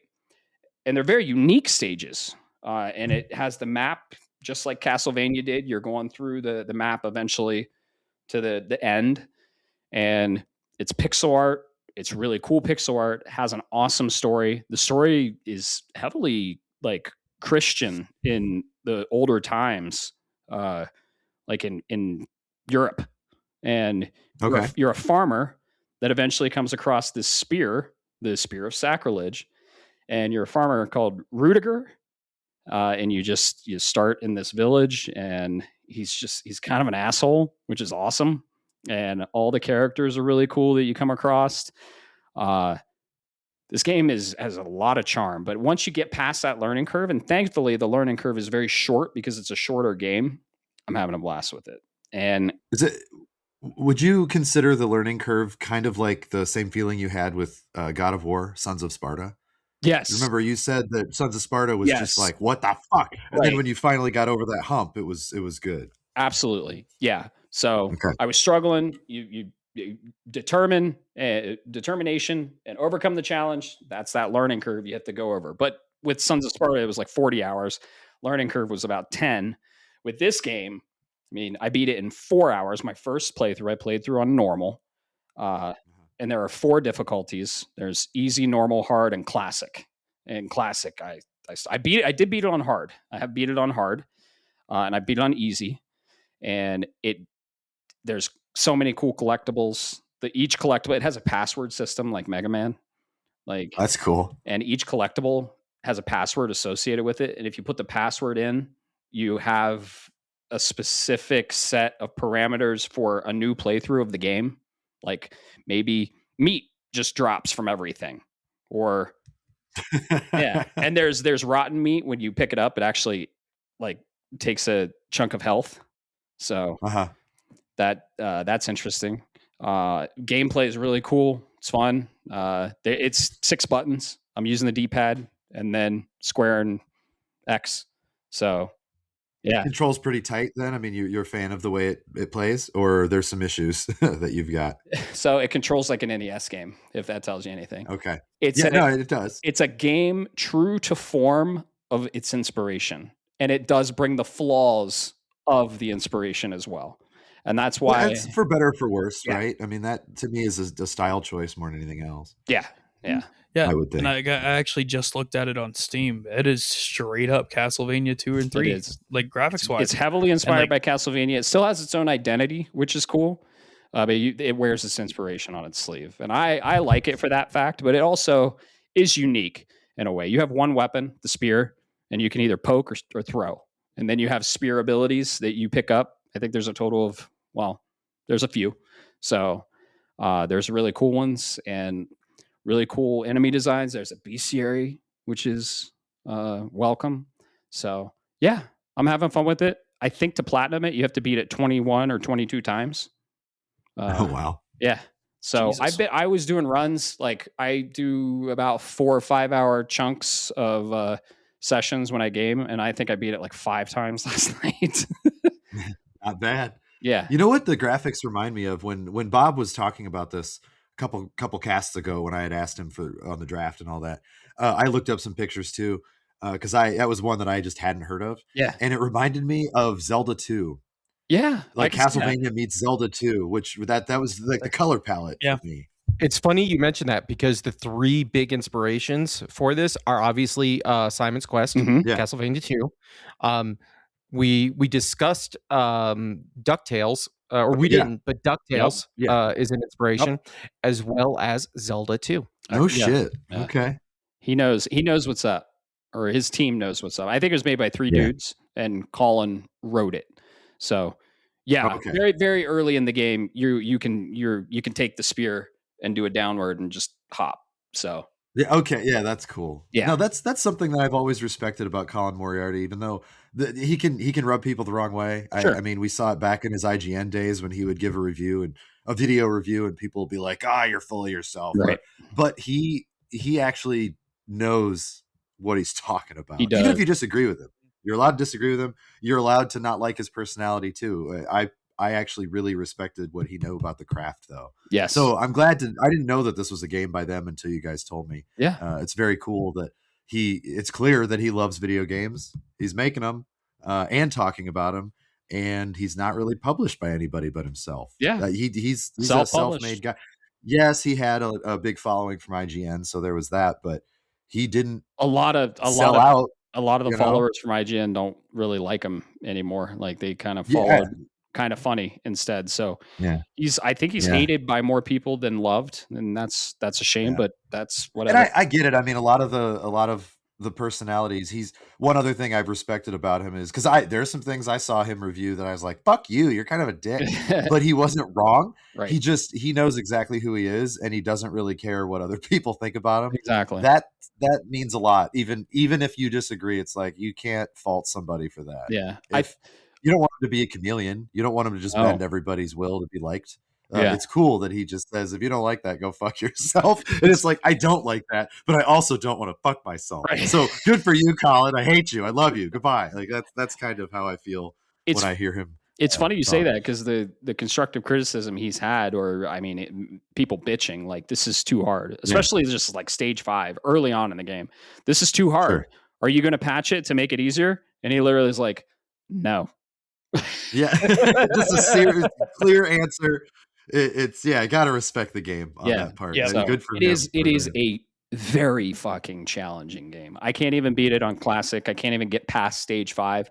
It is very, very challenging. It's hard. It's incredibly retro and punishing for sure. So, but there are different levels of difficulty, and there's a flavor for everyone. So I highly recommend you play it first. Man, on normal, maybe easy, because I struggled in the beginning, but it's fun. I recommend it. And yeah, I'm excited to play more. I'm going to play up until Saros, which is tomorrow. And yeah, it was a really good, I mean, I knew about it and I had bought it. It was on my fucking dashboard. But it was a really good recommendation, Bob. So I like when I was like, what should I play? Like, Saint Slayer. And I was like, brilliant. That's a good fucking, not bad for $10. Exactly. $10. I mean, you can't beat. I think I put 5 hours. No, I put like 9 hours into it, maybe. So yeah, it's great. It's great. So yeah, I'm glad to hear that.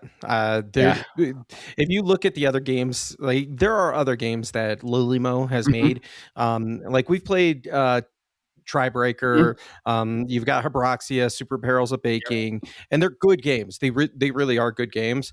But this was the one where I looked at it and I was like, they have that something here, even if it's for the worse, like you said, with Control true to form for an NES game. You're like, there's something here, and you know what it's going to do. So if you know, if you know what you're going into, just know what you're going into. It's a hard as fucking nails, Castlevania inspired, true to form NES game. That is fun as hell once you get past the learning curve. It sounds like my kind of fucking game. Dude, when you play, you've already sold me on it. Hell yeah, awesome. If any of you play, I'd love for you to stream it. Bob, definitely stream it on Shapes if you want, because I'd love to watch, and I just want to see if you struggled where I struggled, because man, the fucking learning curve. I want to be like, am I that bad? But I mean, I beat it on hard. So I think I proved myself to myself that I conquered this game. I think beating it 12 times. And on hard, I think I conquered this game. I was ready to give up. I really was, and I was like, no, I think there's something on the other end of this. And boy, oh my god, and the fucking soundtrack, dude. The soundtrack. Yeah? Holy shit. Every level. It starts out, the first level's a banger. And I was like, okay, they fucking cooked. And then every level, there's a lot of stages, right? Every stage is unique. And I can't pick a favorite track because they're all amazing. And I think that really adds to the replayability of this game. Man, the soundtrack is just fire. So what you're telling me is Alex did the soundtrack.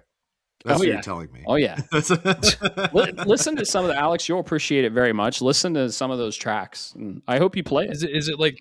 it's retro NES. Like it's true to NES styling? No. There's some drum and bass in there, but not like prominent. Okay. They kept it pretty retro.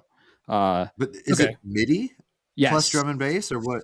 Okay, that's cool. It's not NES, but it's more than NES for sure, and it works. It doesn't throw you off. It's not like too new or too modern, but it just works. You just got to listen to it, and you'll see. So it's just awesome. So Bob, I can't wait for you to play it, stream it. I want to watch, and man, there's so much the game doesn't tell you, and there's so much you learn by just doing. It doesn't hold your hand at all. And my only pro tip is pay attention to those tips on the map screen. That's all I'm going to say. Got it. So I will definitely stream it. Now that you've learned to persevere and fight through the shit you hate, are you gonna, this is a serious question, are you gonna go back to Sekiro? Are you gonna give it another shot someday?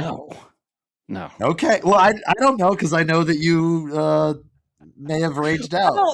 So. With the Edge, I have been thinking about it, but it's just the time at this point. Yeah, I'm not afraid of the challenge. And yes, I think input lag will help for sure, and the Edge, and maybe I'm more skilled. I don't know. My reflexes are probably degrading.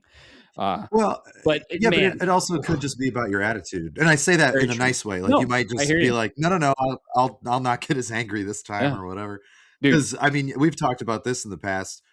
Once I did Devil May Cry 5, that platinum trophy, I was like, I think I can literally do anything now that I've broken that. God. I broke it. I broke past it. Yeah. And now when I get mad at games, I don't get mad at games and like, nah, I got that in my back pocket. I don't need to prove myself. But for this, you did it for God of War.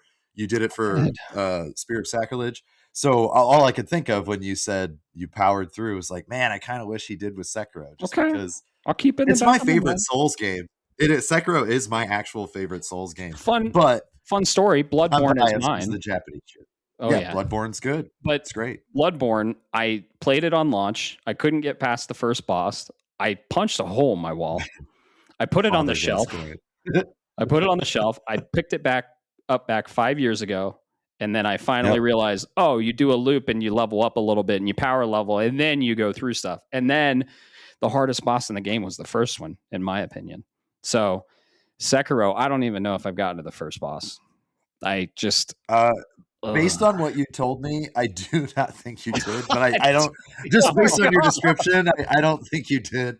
Bro, I think you got to what I call a fatty. Yeah. I just, in the games, like the guys that are harder to kill that might be a one and done, I call them fatties. I think you got to the first fatty and just died 100 times and said, fuck this game. I don't know that, but there's something about and that was that in my memory. That I think that was one of my first Souls likes too. Like I think really? Yeah, one of my first, and I think it might have been my first. And now I have some Souls-like experience, like platinum. That's a hell of a one to start with. Right.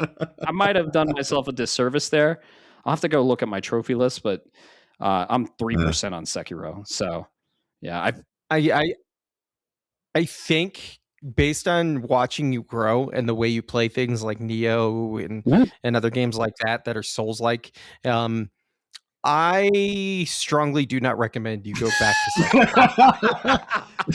Thanks, Bob. I appreciate your candor. The reason I say this, and I say it with all of love in the world, okay? You are a dodge guy and get in and go really fast, and hit a bunch of times, dodge. Right. You don't do that in Sekiro. You got to parry. That's true. You do not. You have to parry. You just have to fucking parry. You have to kind of do that in Black Myth Wukong, though. And I platinum Black Myth Wukong. So okay, touche. It's harder in Sekiro. Okay. I will just say that the timing window is much more narrow. Yeah, it's just I couldn't get it. I think I got to where you have to like step on the spear enemies, and I just couldn't get it. They just kept killing me, and I was like, "Fuck this game," and I broke my disc. That spear enemy is a piece of shit. Okay, for what it's worth. Good to know. That's like Zozo in FF6, where you're like, "What happened? Why is this garbage?" That's the spear enemy in Sekiro. Shit. The first time I got to him, I was like, I hated the game too for a little bit. Okay. And once I figured it out, I was like, I will murder you every playthrough just because I can, you motherfucker. That's how I felt about that guy. So you're not wrong. That spear guy's a dick. It's not on my list not to revisit. Let's just say he is not a boss. He is not a boss. It's fucking ridiculous. I'm on the other side. Go ahead. Keep replaying Sekiro. Keep breaking discs. Because I got a copy that I'd love to increase in value. And as you decrease it's going to go up. Yeah. It was somewhat accidental. So help your fellow collectors out. I did pull it out, and I just was like angry, and I was like, oh, whoopsie. So, dude, like, well, that's that. Dude. Look, Caleb's thinking it's the same thing, too. He's like, I still have my case, too. There's a broken disc in it. Yeah, Matt, does your disc look like that? That is triggering me right now. No. Do you want me to show you my platinum trophy in a second? Please, yeah. That platinum, man. Don't, Impressive. don't feel bad though. I've never broken a game, but I've definitely broken hardware over video games. We all have. I get it too. We all have. Yeah. Soulsborns There's or something. A few dead PS4 controllers downstairs. Yeah. That's how I learned how to fix controllers as a kid. I think I might have said this on an earlier cast. Street Fighter 2 was the first time I ever raged out on the Super Nintendo. My cousin, who was better than I am at fighting games, at least at the time he was, and he beat shit out of me, and I did not like losing, and I ripped the cord out of the controller because I was just so mad. I was like, fuck! I was 7 years old or whatever. Yeah. And then he had to go home anyway. It wasn't like I wasn't mad at him. I was really just mad at the world. Anyway, he had to go. And then I realized, I came down off of my rage high, and I looked down and I was like, oh no, because I was a child. I couldn't just buy a new one. Sure. So I didn't lie to my parents. They didn't ask, but I went downstairs to get a screwdriver to just try to fix it. My mom was like, what are you doing? I was like, nothing. I dropped something or whatever. So I carried upstairs. I take the controller part, and I learned how to fix controllers from that rage out moment. Very cool. And it's still to this day, I can fix almost any gamepad now because of that. Got a soldering iron and everything. Yeah. Not to be the tangent guy or keep the spiral going, but my kids had That's that my same. My kids had that same oh shit moment because they were playing Mario Kart 64 on a retro setup that I had, and they never told me until later because one of them got mad and angry and went ahead and pulled the cartridge out of the 64 just so the other person couldn't win. Yep. And they told me later because it was the fuck you. Crap. Dad's gonna kill us. Mm-hmm. Yep. Damn. Yep. Yeah. Overcoming challenges in video games is satisfying, and maybe I'll give Sekiro a shot when I have nothing to play. How about that? I promise I was not trying to troll you. I was sincerely asking because of your amazing growth over the last couple of years. Yeah, no, I appreciate it, and I love it. So yeah. Now I'm gonna try to trigger you and say stream it for all of us. I want to see it. I want to watch this journey. No, I would, and I could be like, what am I doing wrong, and why the fuck can't I beat this thing? I'd grab the popcorn and fly to you, Caleb. We can watch it on your big screen. Yeah, dude, I would rent out a theater and just watch it in a theater. I would invite all my friends, be like, look, guys, this is a big moment. Oh, I would love to. This is the video game Avengers Endgame for me. I want to see him get through this game. Which one do you want to see me finish more? Sekiro or Final Fantasy VI? Final Fantasy VI. He's really thinking about it. Yeah. Final Fantasy VI. Sorry. That's really tough because I feel like I don't really give a shit about Sekiro. So I feel like Sekiro would be more entertaining to watch. Yes. But I mean, that I would love for you to just I'd love to as well. Play one of the greatest RPGs ever to exist. Like, fuck. And finish it. It'd be cool to finish it. Yeah. That'd be cool. That's a tough call. Right. But okay, here's the thing. Sekiro here's the thing. It's clobbering time. I should not have done that with my throat. Now it itches like crazy. That was stupid. With Sekiro, I would need your commentary. Yes. Like you have to be on the screen. With Final Fantasy VI, I don't. I mean, I would take it, but I wouldn't need it. Whereas if I had just Sekiro and not your commentary and you're raging out or your joyous triumphs, I feel like it would be less fun to watch. But like on mic or on camera, because I don't either or. I just being able to hear you go, "What the fuck is this guy doing?" Or when you win, when you just go, "Ah!" Like when you get really excited. Yeah. That would be everything. Okay. Yeah. When you kill the spear guy, if you ever go back and you kill the spear guy, you might just say, "I'm done. That's all I needed to do. The game is over for me." And I wouldn't blame you because fuck that guy. He's a prick. Yeah. But that's that's interesting. I'll revisit it sometime. But Saint Slayer, Spear of Sacrilege, incredible game. Highly recommended. Good. So good. Glad to hear that. Yep. That's cool. Bob, we might go over on time, but I don't care. We're light on the news this week, and we got one big thing we want to talk about. So it's the 50th episode. It's going to be a long one. Who cares? Buckle in.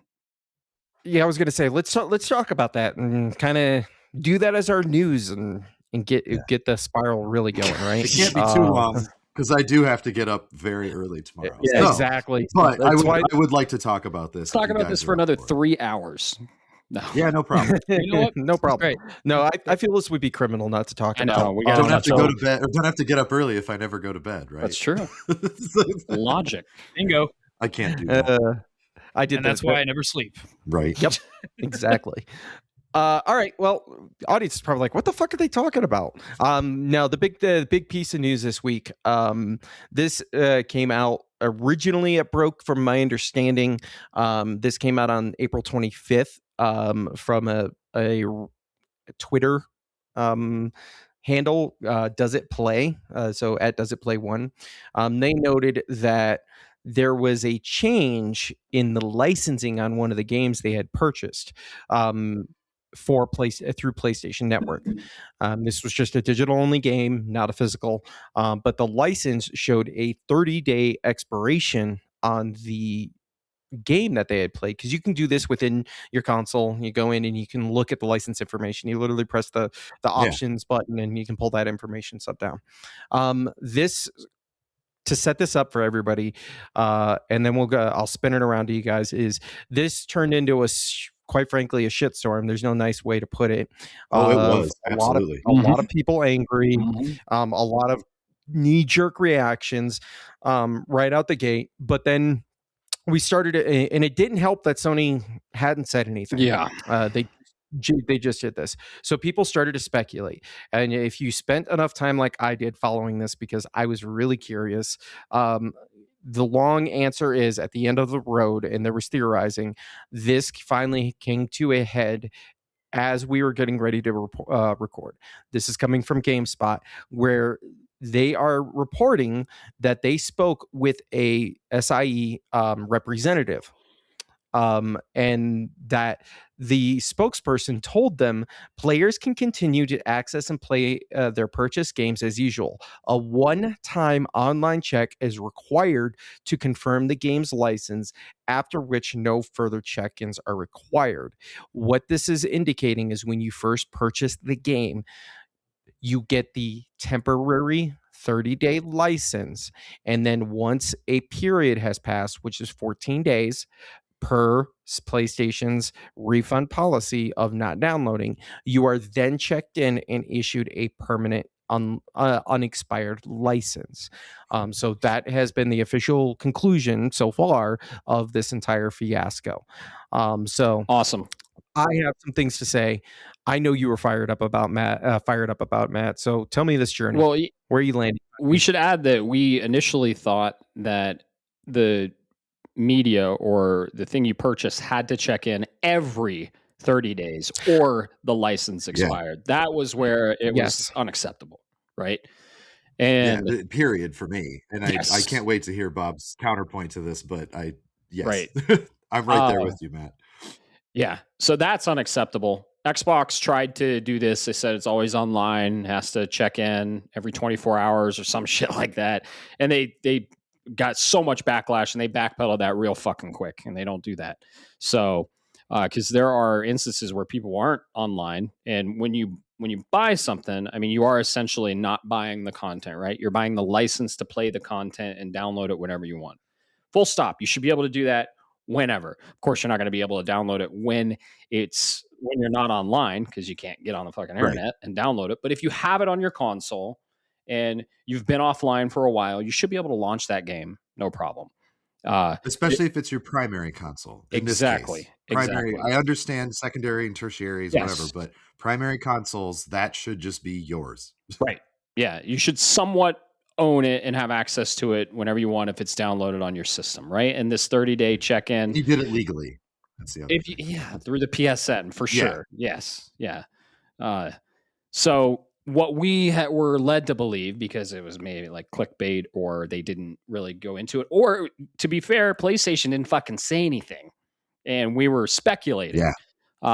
We thought that if you purchased a piece of digital content after a certain date, I think like coming up, like May 1st or something like that, right? That when you purchased it, it had to constantly check in every 30 days, or you lost the license to it. You just couldn't fucking launch it. You didn't pretty much own the game and you don't have access to it anymore. It's like you didn't buy it.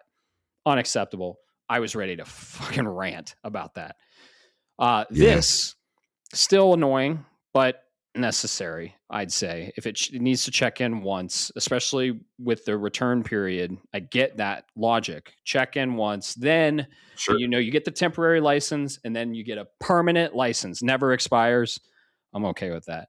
I'm not a big fan of digital anyway because there's no tangible value with it, and it's locked to you. You can't let a friend borrow it or anything like that. You can't display it on your shelf and have a conversation piece when your friends come over. How many times do we stand in front of my fucking game shelf of like hundreds of games and just talk about, oh, this game's awesome. I pull it out and I'm like, oh yeah, check out this. It's just, there's something about physical, man. You can do that with digital by going through your library, but it's just not the same. Doesn't hold value. Right. And yeah, this was kind of just a poor mark on it even further. And I was like, this is unacceptable. One-time check-in after purchase, after 14 to 30 days. That's all right. Still annoying. That's all right.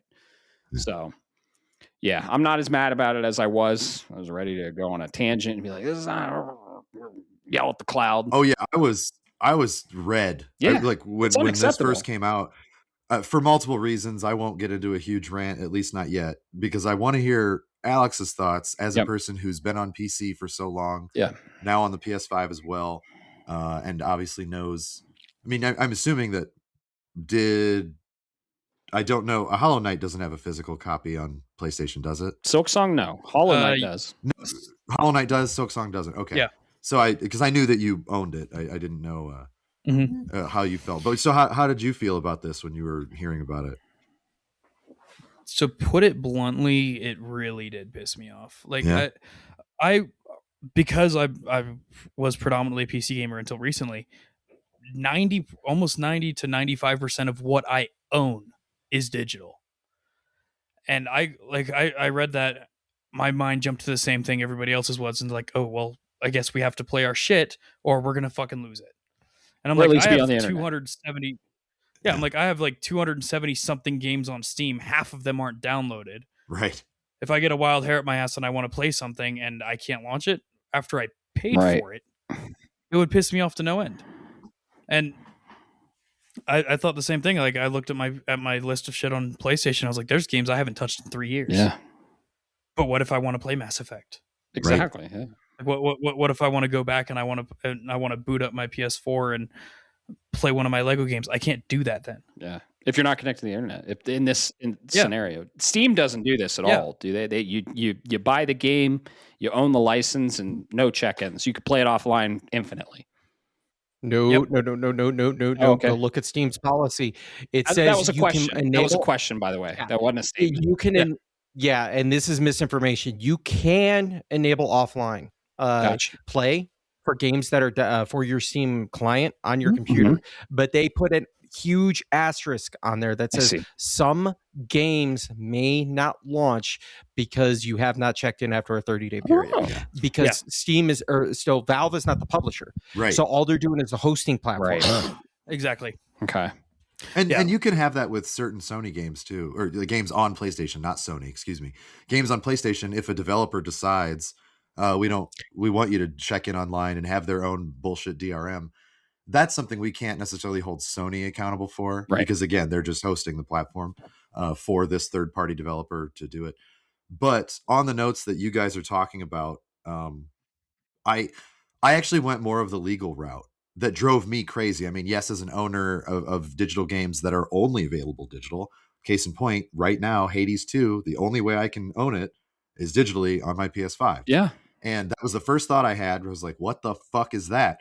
Because I thought of things like when I was busy dealing with my aunt's estate years ago, and I may not have turned on my PS5 for 4 months.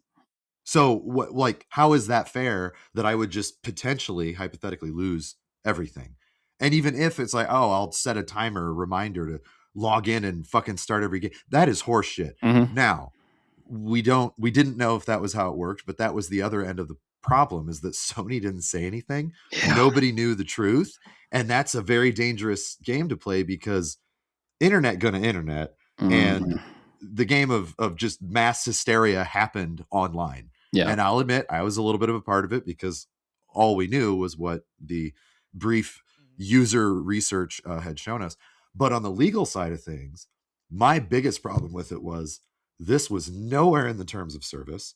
This was nowhere to be stated before. They just did a stealth update in March and said, surprise, motherfuckers. Again, this is hypothetical based on the information we had. Surprise, motherfuckers, you now have the thing that you're beholden to. And I was just livid. I was absolutely livid because I thought, okay, Yeah. I do not like pirating games. That's just a personal thing. Everybody's situation is different, but I do like to buy them. I like to support them. I want to show my appreciation for the medium. And when they were throwing this at me, no, I am not entitled to games. However, I've bankrolled you for fucking decades, and this is how you repay me. That went through my mind. That really hurt a little bit. So I was kind of mad. But one counterpoint to that, I was trying to think, again, trying to take a step back and look objectively. I don't have as much of a problem with it for the Switch and the Switch 2, having to check in on digital things. But the reason you had to do that was playing them offline on a portable system. Sure. I get it a little bit more for a portable system. I'm not a huge fan of it, but I also, Nintendo told me that up front. It wasn't a secret. They said, this is how it's going to work. Yeah. Take it or leave it. And with this potential Sony thing, it was just a fucking mystery box. And I thought, oh my God, I'm so mad about this. How dare you people? So You're that was like, kind I'm of my, legitimately going to Xbox. And I'm like, sure. I so mad. I was like, fuck everything. I'm going to steal shit. I'm going to steal everything. I hate it. I'm taking the world. I was so upset. But I do think part of it is this whole 14-day trial period for the refund and then having the license just to say, to match, did the purchaser buy it on a console that's owned by them? We're just going to do a one and done DRM check. I'm actually not that mad about it because it's like Alex said it earlier. I can't remember if it was right before we started the cast and we were briefly discussing that we were going to try to keep this under 3 hours if Caleb shut up, and it didn't happen. Sorry. But he had mentioned that it might be for people to, or for Sony to try to mitigate the refund scams that were going on. And I think that that's smart. Yeah. So all of that being said, I am dying to hear when Bob gets a chance why he said that he was kind of on the other end of this line here. So whenever he's ready, I can't wait to hear it. Can't wait to hear this. My body is ready. Yeah, Mike's all yours, Bob. Here you go. No worries. So when this first broke, you alluded to something big, Caleb. When this first broke, there was a lot of, death to Sony. This is BS. Going flashbacks to 2013. Yeah. If you know, you know. PTSD. Right? I did. But what you said about terms of service immediately threw it to me because Sony will not play around with that. Yeah. And there was no change to terms of service. So that was my hard, fast, the whole truth isn't out there and people are doing clickbait shit. It goes back to what when we were reflecting and I said, we could sell out if we want to. Sure. That's an opportunity because that's exactly what I'm talking about. But I want to speak the truth and discuss things. And we didn't have the information to talk about it. Sure. Now, to that point, if Sony were to change its terms of service, and you got a PlayStation update, and you had a terms of service, you'd have to accept, right? You'd have to scroll through. Question, not just for you gentlemen, but for the audience. When was the last time you actually fucking read the terms of service? Or did you just say, I want to play my games and hit continue and accept it? But that's okay for games going forward you purchase. It's not okay for retroactive games you already purchased. I do agree. And I could see that in some legal nuance, and some lawyer who makes a lot more money than I ever will would have to dissect that. But even if they did go down that path, you would not lose your games. You would lose the ability to play them in an offline console after 30 days.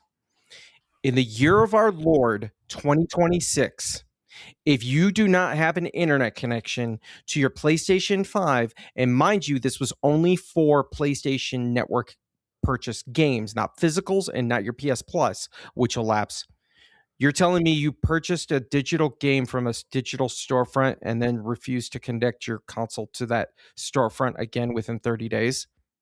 One counterpoint to that, one major counterpoint to that, and I'm actually a little surprised because you're the retro guy, that and maybe it did cross your mind and you just don't care, and that's fine. You're allowed to not, if you're like, I don't give a shit. Yeah. Certain older consoles like PS3 and PS4 got updates that just broke things on the console level, on the system level. And as a person that might be like, you know what, I don't want to run past version 4.0 on this system. And if you have it online, you can't do that. You're forced to update to the current system level for whatever reason. It doesn't really matter. But if you're going 20 years in the future and you say, you know what, I kind of want to boot up my copy of, this is a perfect example, Dissidia Final Fantasy, the original on PSP, and then Dissidia 012 on PSP that are now on my Vita. They're digital versions on my Vita. I can turn on my Vita and I can fucking play them. That hasn't been online in how many years? If I couldn't do that, it's just, to me, it's theft. To me, they're stealing something that I paid for. And again, I might be a little out of turn saying that, but I'm thinking about things because it was another thing with not to use my aunt's estate again, but when I was traveling down there, if I had 15 minutes to myself, rarely did I get to play a game, but on occasion, we would go back to the hotel room a little early. I actually took my Vita and I ended up platinuming Uncharted Golden Abyss. Nice. Because I had it on my Vita and I was like, you know what? I want to do that. I couldn't connect to the internet in that shitty hotel room.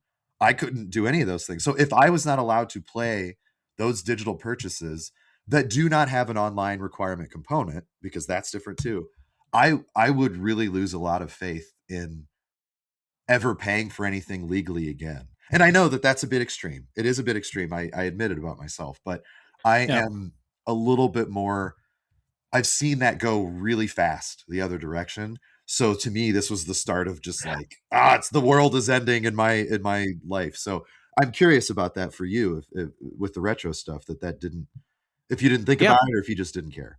No, I thought about it. And I have two thoughts to that. First, you should have bought the fucking disc. Yeah. I know some you can't. I know some you can't. That's fair. First off, yeah. You should have bought the disc. You can still do that. And until they take that away, we don't have to worry about this. And number two, you're purchasing these games from the digital storefront, but it's a software. Do people realize that when you purchase a piece of software, doesn't matter if it's Adobe, it doesn't matter if it's Windows, it doesn't matter if it's VLC. You're not actually buying, you're getting a copy included, but that's not what you're legally buying. What you're legally buying is the license for that. The right and to the use license. it, the right to use it, and the license can be revoked, not just because the company says whatever, but that license can be revoked within legal parameters, and there's nothing you can do about it. That's the way the world has worked since the 90s. Yeah, but and while that is true, does that make me have to accept it when it gets so extreme? I mean, you're right. You're not wrong about that at all. Yeah, but I don't have to agree with it up to a point. Yeah, you know. And I totally get that, but at the end of the day, you're right. There are some things where you're like, oh, I want to be able to play this.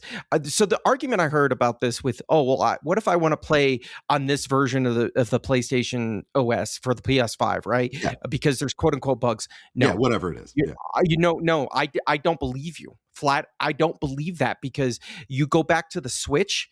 The Switch was pirated and cracked almost immediately, and Nintendo spent years update the same thing with their DS and their DS XL, where they were constantly updating the firmware to try to patch the exploits. The only story I've heard and ever seen of somebody that wants to run the old version is because they want to exploit it for pirating. And PlayStation's keys, their root keys, were recently exposed. And that's why a PlayStation 4 game costs $250 now, which was not even printed by a Sony distributor. Right. It was done through limited run games, a third-party provider. PlayStation is just trying to keep itself protected from piracy. That is true. That's fair. The only counter I will have to that, just because it's the only thing I've ever experienced myself, was specifically with the original 60 gig PS3s that had the PS3, 2, and 1, all of it. You could do everything. Yeah. I do not remember what number. I'm sure with some internet sleuthing we could figure it out. There was a patch at one point that made the either PS2 or PS1, I do not remember which one, just unplayable. It was a bug. It was a mistake. It happened. Yeah.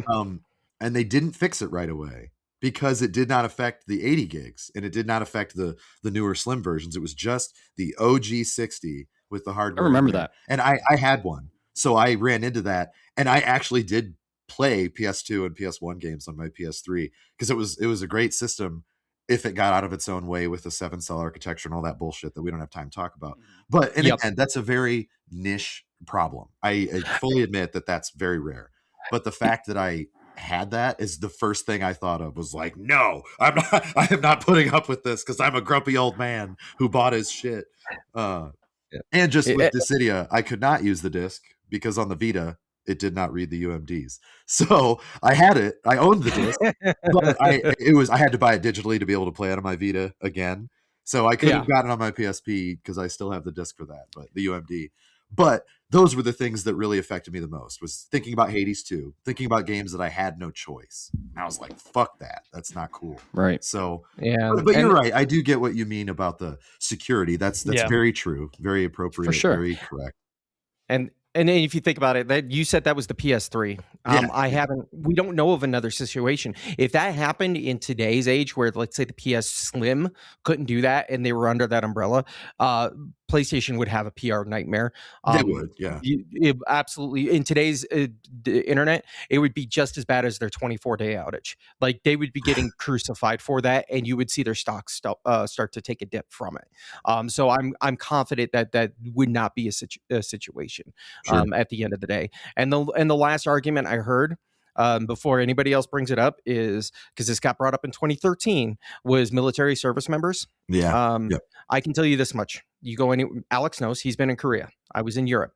You have access to the internet, and the only time that you really are not going to have access to the internet, like you can't get even a hotspot on your cell phone to update license files on a PlayStation. Let's just say you wouldn't want your $700 console in that area. You're just not going to want it. You're not going to have the setup. You wouldn't want it anywhere near there. Come at me, go guys, cry wolf on that. I served 21 years. I did 3 combat tours. So I was there. Trust me. I had an Xbox 360 hooked up in my tent, but it didn't go anywhere else besides that. And even then, it was kind of shaky because I was like, fuck, if we get hit with a mortar and I'm not in my tent, but it gets blown up, I'm out, $600 worth of console and games. What about in a submarine? I mean, that's a serious question. If you were in a submarine, and you're obviously probably not going to have internet down there. Maybe that's not true. I don't know.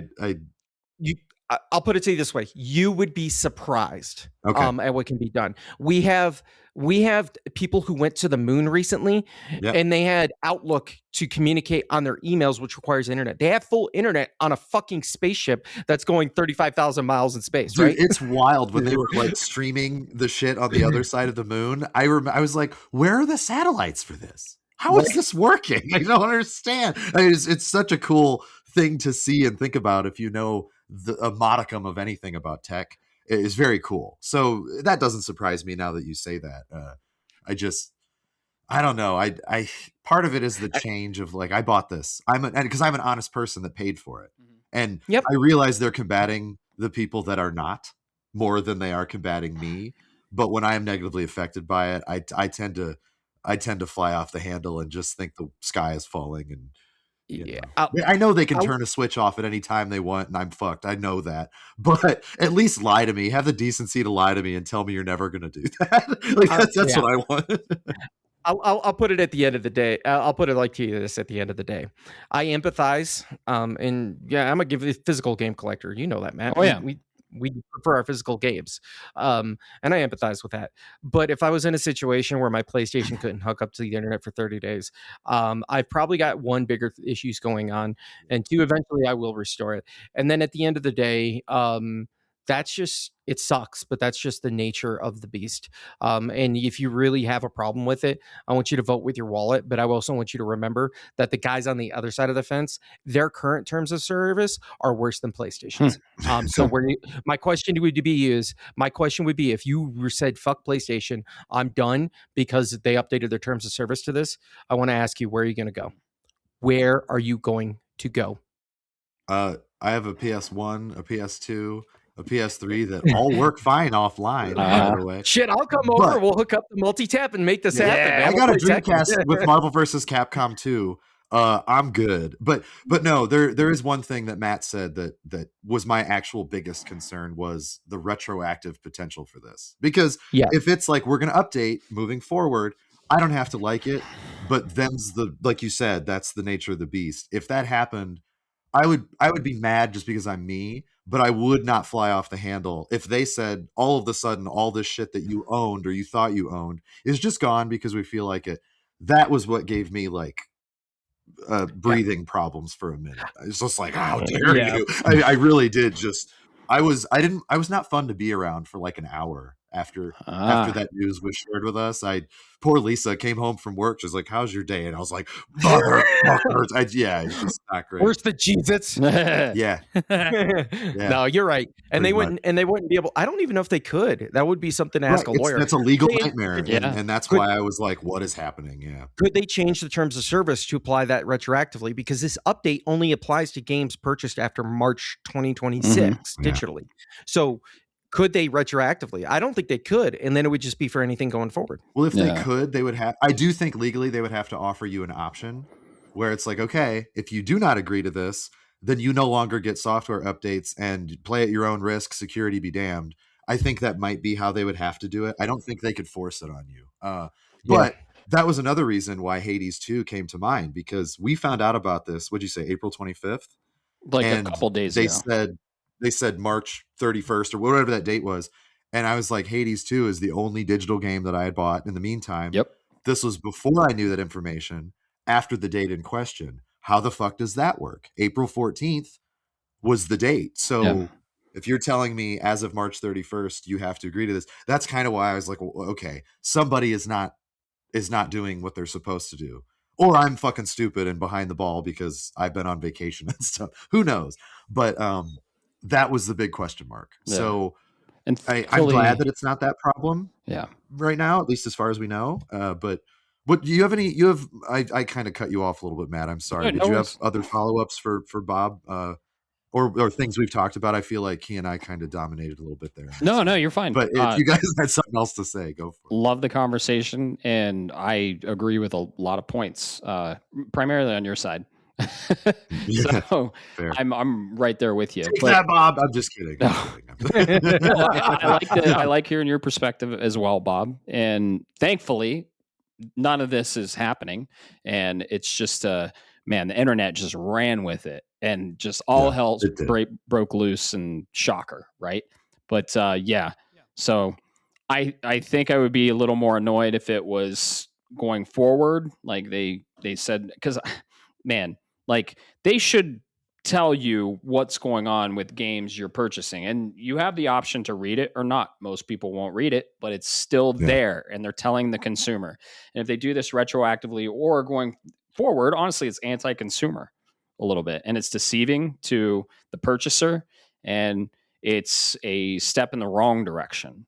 But none of this is happening, thankfully. It's just a little, after 14 to 30 days, you get a temporary license, and it's to combat these return pirates, I guess you could call them, and fuck them. So, and potential, I don't know what it's called, but the duplication theft. Like if I bought a game digitally and somebody tried to clone my drive and put it on their system offline, once the license was read, if they clone it the right way, they would effectively be able to play the game that I had purchased. Like I know that's rare, and we don't do shit like that, so I couldn't tell you how it's done, but it happens. And so I do think that this is a smart way for them to combat that, while not completely fucking the honest consumer. It's the best of both worlds. Just I think I hopefully it stays that way. Buy physical when you can. Digital is more convenient. But I don't know. There's something about physical. I will fight to the end with physical. and I'm gonna buy Hades twice. I don't care. I have Hades that's the sealed. thing we talked about. Yeah, like I didn't want to wait for Hades 2. No, I'm not going to. That I'm waiting to play it now, but I didn't want to wait for a physical version. Right. I didn't want to have to wait until maybe October, November, December, whatever, if it happens at all. So I have no months because it released on Switch. I was like, I will buy it twice. Yeah. I don't have a problem with that. Me either. And it's $25 just to support it and everything. Exactly. But if for people that do not have that option, for people that do not have that, way to have that income and make that decision, and they had to make this call, if they got fucked when they paid for it, that's my problem. Yeah. That's really it, at the end of the day. Because I have a lot of friends that said, I'm never going to buy physical. I have a 1-room studio apartment. I don't have space for it. And I'm like, dude, but I get it. It. It's convenient. Use case. They paid their money. So yeah. I may disagree with it, but that's just for me. Right. Their life is their life. You're a bit of a minimalist, Matt. So I am. It must be a harder decision for you sometimes to buy physical because it's more quote unquote stuff. Now it's good stuff. It's still stuff. It's a bit of a contradiction because I am a minimalist and I live with less, and I tend to look at value with one item opposed to 10 items. Right.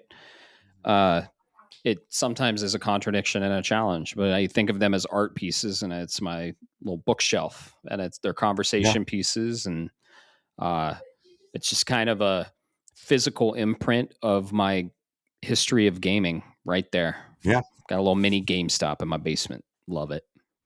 No shit. Yeah, you do, man. I love it. So, like I said, should have bought fucking physical. Exactly.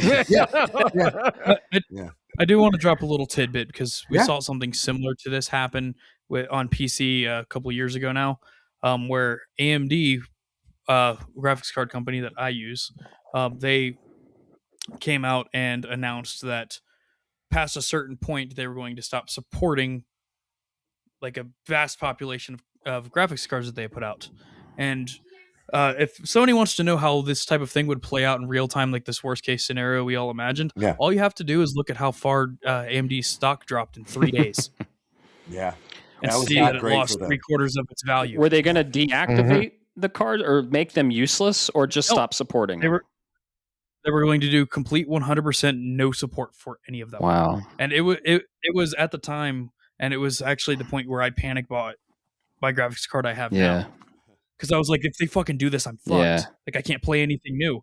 And their stock dropped tremendously from it, and then Nvidia turned around and tried to do the same thing, and Nvidia is still suffering for it.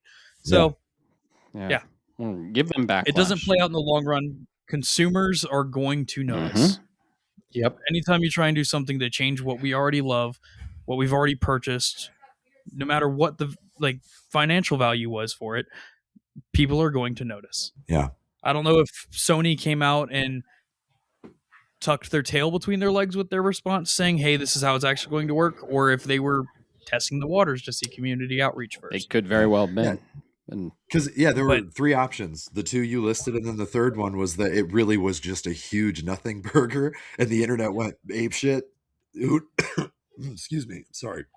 Who knows? I get both sides, though. I love my physical games. I love my digital games. Most of the games I have, like I said, are all digital. Yeah. It would suck if I just couldn't play them one day. Yeah. But it's also kind of my fault if I don't have internet. That's true. It all wraps up to what we said. We said earlier when we built this podcast, Matt and I, and then brought you guys helped build this community. We wanted to spread the positivity and the truth of gaming and talk about it in depth. The knee-jerk reactions were exactly that. Yep. That was a child who saw the potential to have their candy bar formula changed or something minor. They didn't get relatable to parents. They didn't get their orange juice in the right color sippy cup, and they threw a fucking fit. When in reality, at the end of the day, it didn't matter. Right. So Bob, you hit the nail on the head. Now I give me my Capri Sun. Yes. I'm the child. I'm the whitey bitch child that needs his Capri Sun. No, Alex gets the Capri Suns. You get the meats and cheeses. Remember, this is how this works. Yeah, back off, bro. Come on, know your place. That's fair.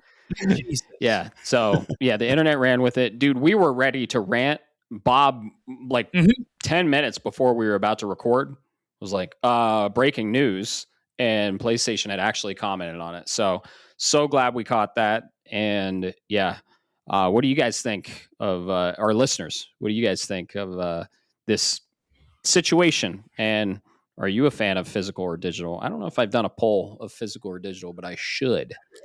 We should do that. So Yep. I'm going to be a lifelong physical media advocate.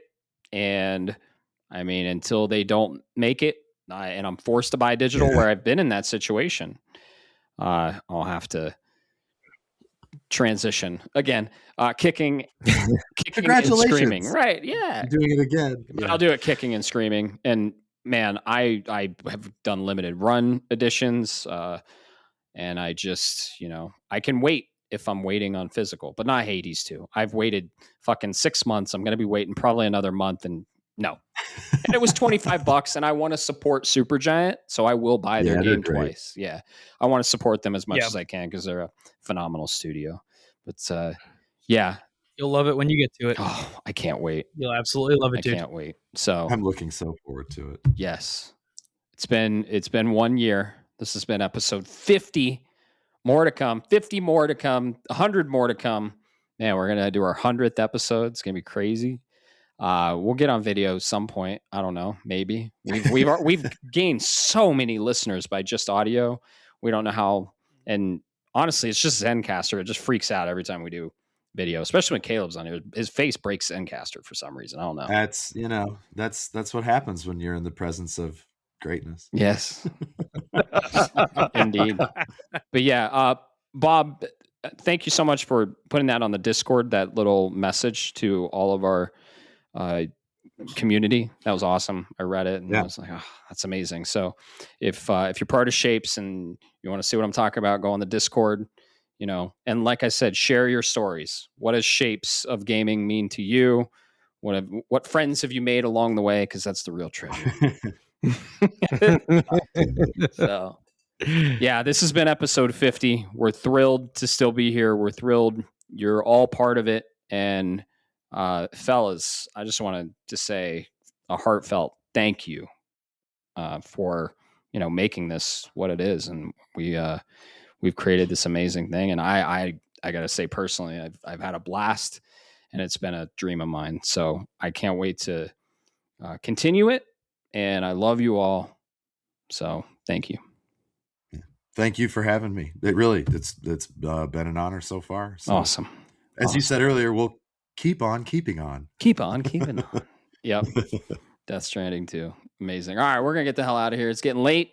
Thank you so much for listening. Thank you for being with us for a year, the community members. And you got that little badge on Discord. You're the green color of the triangle button on the DualShock, DualSense, whatever you want to see it as. But yeah, you have a color. If you are the founders, I think there's like 25 of them.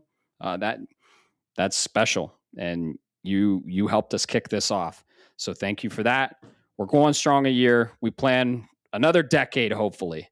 But most importantly, keep the conversation going.